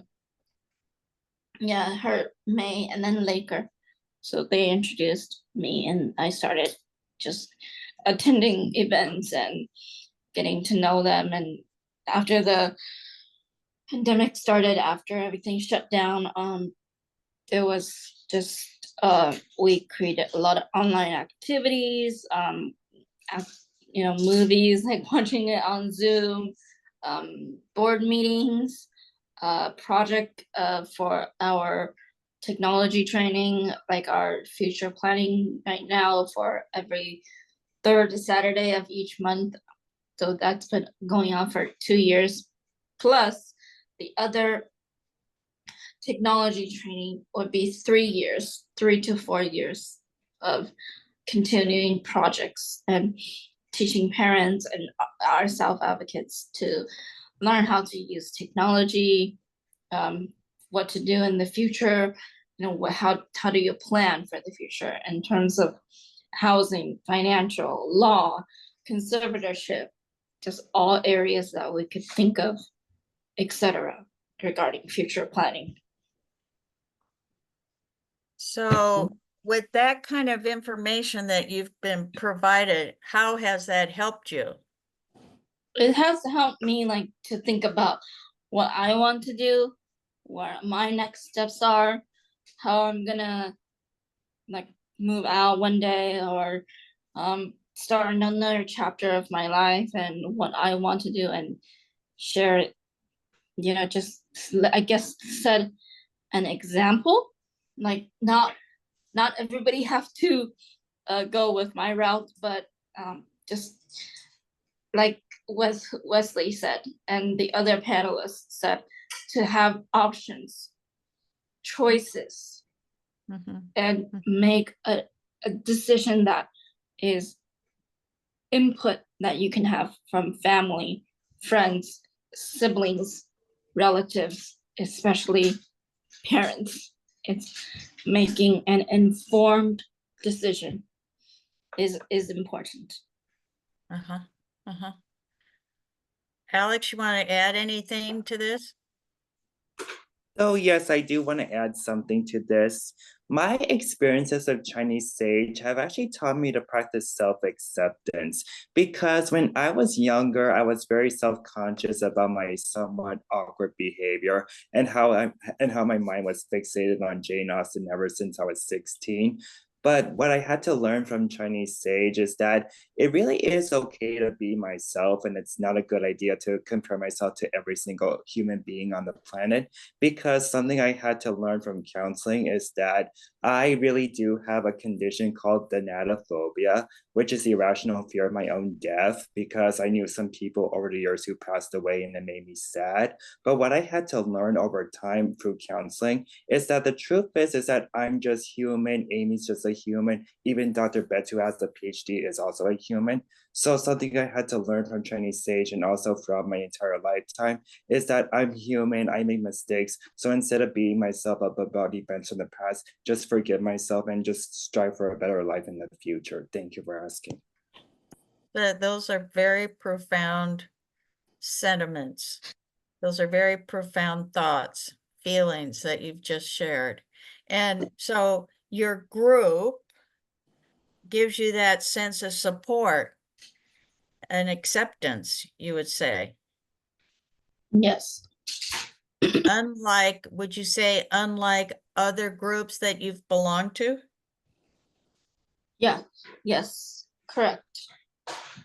So what you're saying is that having a self-advocacy group that aligns with your culture provides you with a place to be that is invaluable. You can't put a price on it. Yes, and besides parents getting together as a group to provide support for one another, ourselves being the children with disabilities, we make friends as well, right? I would have never known Nikita, Alex, and the rest of the group if it wasn't for this association. So yeah, that's important. So Amy, when we met before, you said something, and I said, you really have to share it with the group about relationships. And I mean, it was just so profound. So would you talk about that? Because I think it's really important that parents and those in this meeting hear what you have to say about that. Oh, sorry, just okay. Could you remind me what I kind of? Yeah, you had someone who got married, right? And yeah, having everybody's reading the sign relationships. behind me. What? Sorry, what were you saying? You were talking about having exposure to another woman who had gotten married, and you were so interested in hearing about how did she meet her husband, et cetera, because that's an issue that you said for your culture, your parents, sometimes they are a little bit hesitant about you meeting, others. Yeah, significantly. Let's just say the significant other, right? Yes. Because right now is all these different terms, and I don't even know now. I just say significant other. I think it's because I don't know about other cultures, but it's in the Chinese culture. The minute like the child is diagnosed with some type of disability, the parents always immediately would think, oh, then they're not gonna move on to moving out on their own, or they're not able to start a new relationship. Like in terms of friendship is different than a long-term romantic relationship. So that just the parents automatically cut that off. And that leads to the child, if they are, knowing and knows how to connect with others, they want to find out, okay, how did this work? How does it feel to have a significant other that you want to spend a long time with? That, so I think it's important, of regardless of which culture you're from, it is important to let your child or children make friendship first in their early teens, before, like, school age. I guess it's starting at age 6, 5, 4, like that. And then when they get older, let them expose a little bit. But of course, you have to teach them how to protect yourself against harm, right? You don't want yourself to get so much bad experiences that you're like, I don't know about this anymore. But it's about exposure and learning how to protect yourself based on your current circumstances. Because there are some things that I would say I was afraid too, right? There are some things I say yes, and there are some things I'm like, I don't know, maybe. And there are certain areas I'm like, no.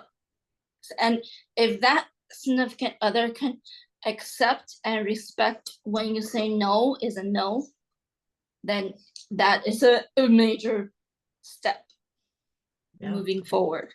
Right. That tests that individual that you want to hang out with. Do they respect you for who you are and the choices that you make?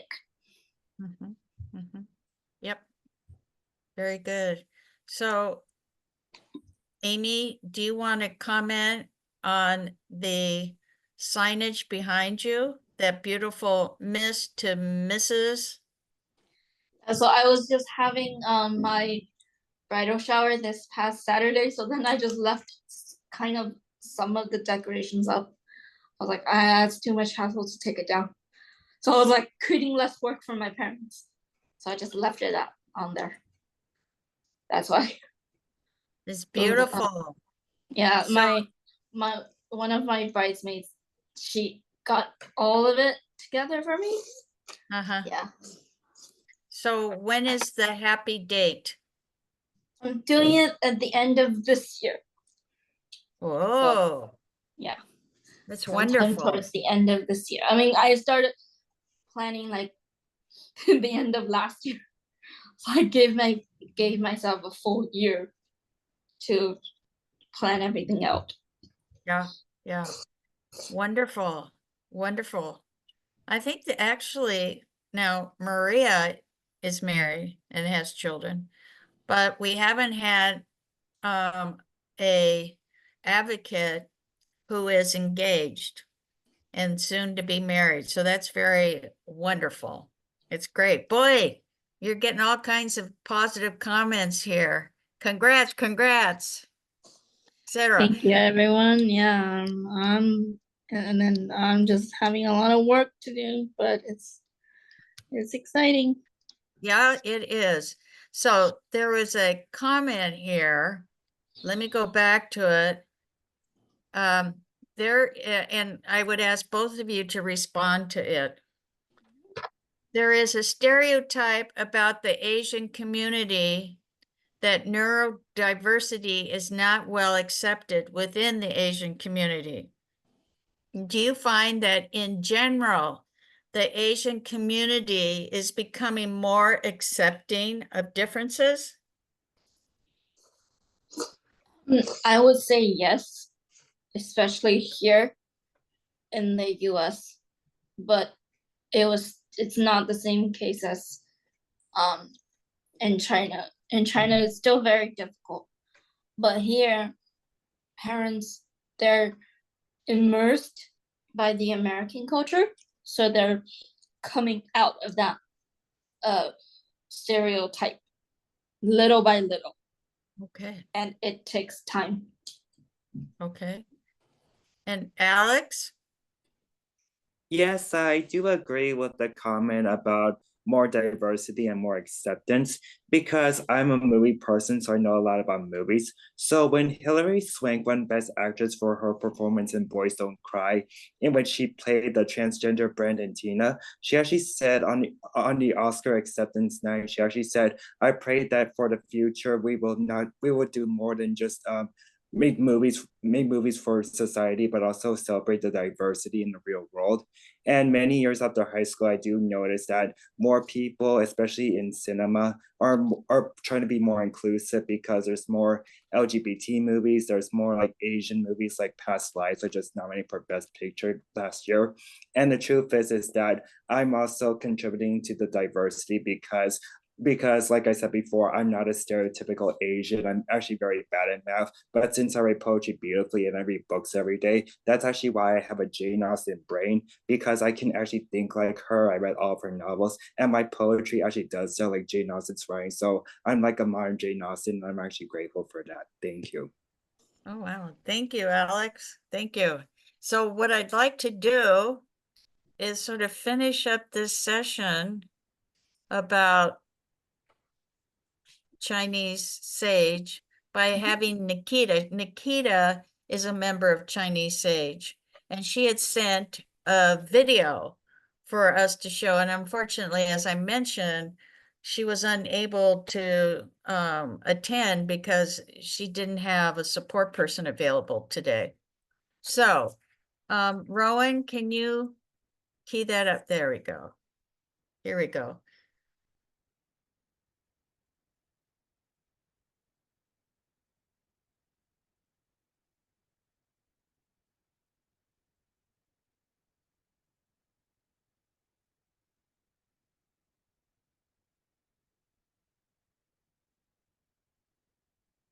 CPAD presentation. Nikita Wong. My name is Nikita Wong. I was diagnosed with cerebral palsy when I was 9 months. I have been on wheels for almost my whole life. I graduated from Alhambra High School. I attend ELAC, East Los Angeles College. I am a psychology major because ever since I was 12 years of age, I have been having symptoms of anxiety and depression. In my experience, it is very hard to get services from anywhere. I had to overcome many barriers. That's why I thrive to be a mental health professional, because I understand the way it feels so I can help others. Introduction. When I was in school, I had a lot of difficulty with people who were neglectful because they did not want to take me to the bathroom. I had all kinds of problems like anxiety attacks and severe anxiety with going to school because of what I had faced. Introduction. One kid I knew was nonverbal and had severe behavioral issues. During one instance, he was restrained by teachers and staff. I was so angry because a lot of people who have responsibility over others tell only one side of the story. It's happened many times even to me. Healthcare trauma. Healthcare trauma is the damaging experience of patients in healthcare settings. This trauma can come from different places, including poor treatment and narcissistic abuse. Healthcare trauma. Patients who go into healthcare settings who have already had trauma, not including their healthcare experience, exacerbate their negative feelings. In my experience, healthcare trauma affected me in many ways. The trauma I experienced throughout my whole life harmed my mental health. Healthcare trauma. When I was a teen, this trauma totally ruined my self-esteem. For many young people, these experiences can leave them depressed because they go through things that are embarrassing, invasive, and just very unpleasant. Consequently, this can affect their body image and self-esteem. Equipment like AFOs, for example, made me feel like crap. Healthcare trauma. Growing up, my doctor made me wear these uncomfortable and unfashionable AFOs, which led me to believe that my body was ugly. As a result, I never wanted to wear shorts as a teenager and young adult because my body image was completely backwards. As of a year ago, I felt confident enough to finally wear shorts because my therapeutic exercise trainer encouraged me to express myself through my clothing. How people perceive others. Sometimes, it seems like people have trouble approaching others that they view as different. One severe consequence in the medical field is when professionals overlook and ultimately harm people they perceive as different. Self-advocacy. I am a huge advocate for myself. Sometimes, it's still not easy to advocate because my needs are not what is expected. I have really, really high needs, and I expect them to be fulfilled. Self-advocacy. I am on the board for LA 28 Special. Olympics. I advocate for people with disabilities. And I want to give them a voice. Closing thoughts. It is very difficult to have the life I have. However, with the right support, it's definitely worth it. I want to thank everybody for listening, and I hope you all can learn how to be a better support. Okay. Wow. Thank you very much. A lot of profound perspectives and words from the Chinese Sage membership here. Let us conclude with some thoughts, Amy and Alex, the poet. What would you suggest to others in terms of starting a self-advocate group, an advocacy group that's culturally sensitive? I could go first. Yeah. So that's actually a very good question. I never heard of a question like that before. But I would say that in order to be a good self-advocate, people actually need to take the initiative, because something I had to learn in high school is that there's a difference between people who participate in class and people who don't. And I'm one of the people who participate because I actually read the books and paid attention. But the truth is that when it comes to adulthood and advocacy, people need to know that they can't just be passive all their lives, because if you're just passing through life, you're not really doing anything. It's almost like a waste of time. So being an advocate means taking the initiative and actually choosing to be independent, because something I had to learn over time is that being an adult and being mature is actually optional. And I'm actually grateful that I don't act like people I knew in high school, because I had to learn from the Lori Loughlin college admission scandal that just because people go to UCLA, it doesn't mean they're smart. It just means they go to that school and that's it. All right. Okay. And Amy?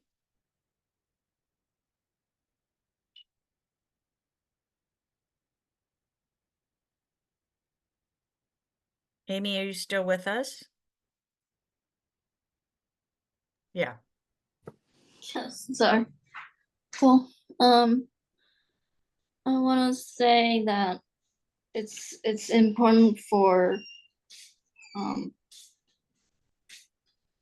us to create a group similar to SAGE or similar to CPAD, Chinese Parents Association,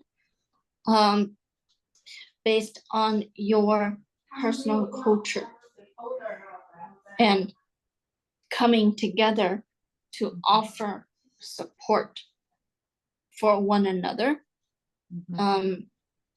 It could be including getting resources, trainings for using how to use assistive technology, or something, whatever that the group needs, or however the group feels that the parents need to know more about.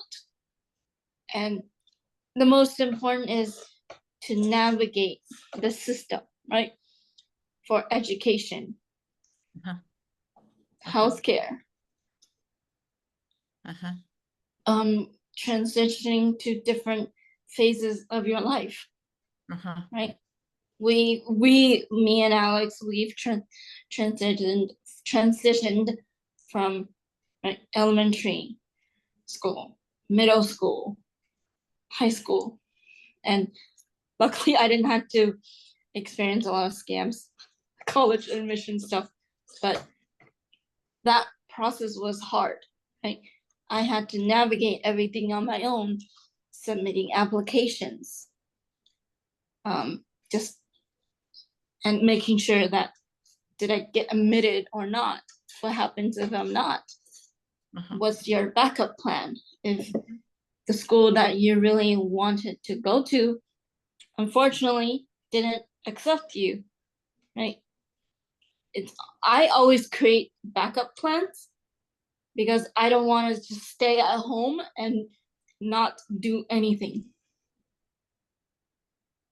So plan B is important. If plan B is not enough, plan C, D, E, F, the list can go on, right?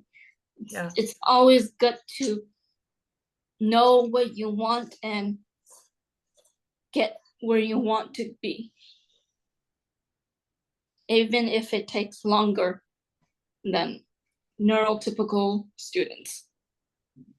But eventually we will get there. Or if it could be, you may be at the same pace as the neurotypical kids or students. Just everybody's case is different. So yeah, thank you for inviting us and allowing us to share our thoughts. And hopefully it can inspire other South Africans and parents to open up. And really it's important to have a deep conversation with your children about what they want to do and not forcing the parents' thoughts on their children. Well said. Well said. Yes, and I'm so glad that we're ending on that very important note, that statement. Listen to what your son or daughter say and what they want in their life. Absolutely. So I want to thank both you, Alex and Nikita, for sharing about Chinese sage. It's really a phenomenal group, and it's been really interesting hooking up with you. And yes, as somebody said, thank you for sharing your journeys and advocacy. Hear, hear. Absolutely. So there's other comments in the chat that were responding to what's being said that are very insightful, sharing other lived experiences, and they're much appreciated. So what I'd like to do now is, oh goodness, well, it's not readily accessible. I would like to, two things as we close here. One, thank all the speakers today, from Harmon, Lorena in the Peer and Parent Navigator panel, Bridget and Keith to talk about Cal Life, the Independent Living Center, Al Tabatabi by, I know I've mispronounced it. My apologies to Ali. Our healthcare transition panel, Wesley, Keisha, Maria, Marisol, and then lastly, Alex, Amy, and Nikita. You've all made this a very, very stimulating and interesting summit. I also want to thank very profoundly San Gabriel Pomona Regional Center for providing the interpretation services so we can outreach to the ASL community, Spanish language community, Vietnamese language community, the Chinese, Mandarin Chinese community, and the Korean language community. It's really been just unbelievable that we've been able to extend our reach. It's really important for us. And I can't thank San Gabriel Pomona Regional Center enough for enabling these services. And I also want to ask that we're going to be sending out a link to our survey. And we want to hear from you.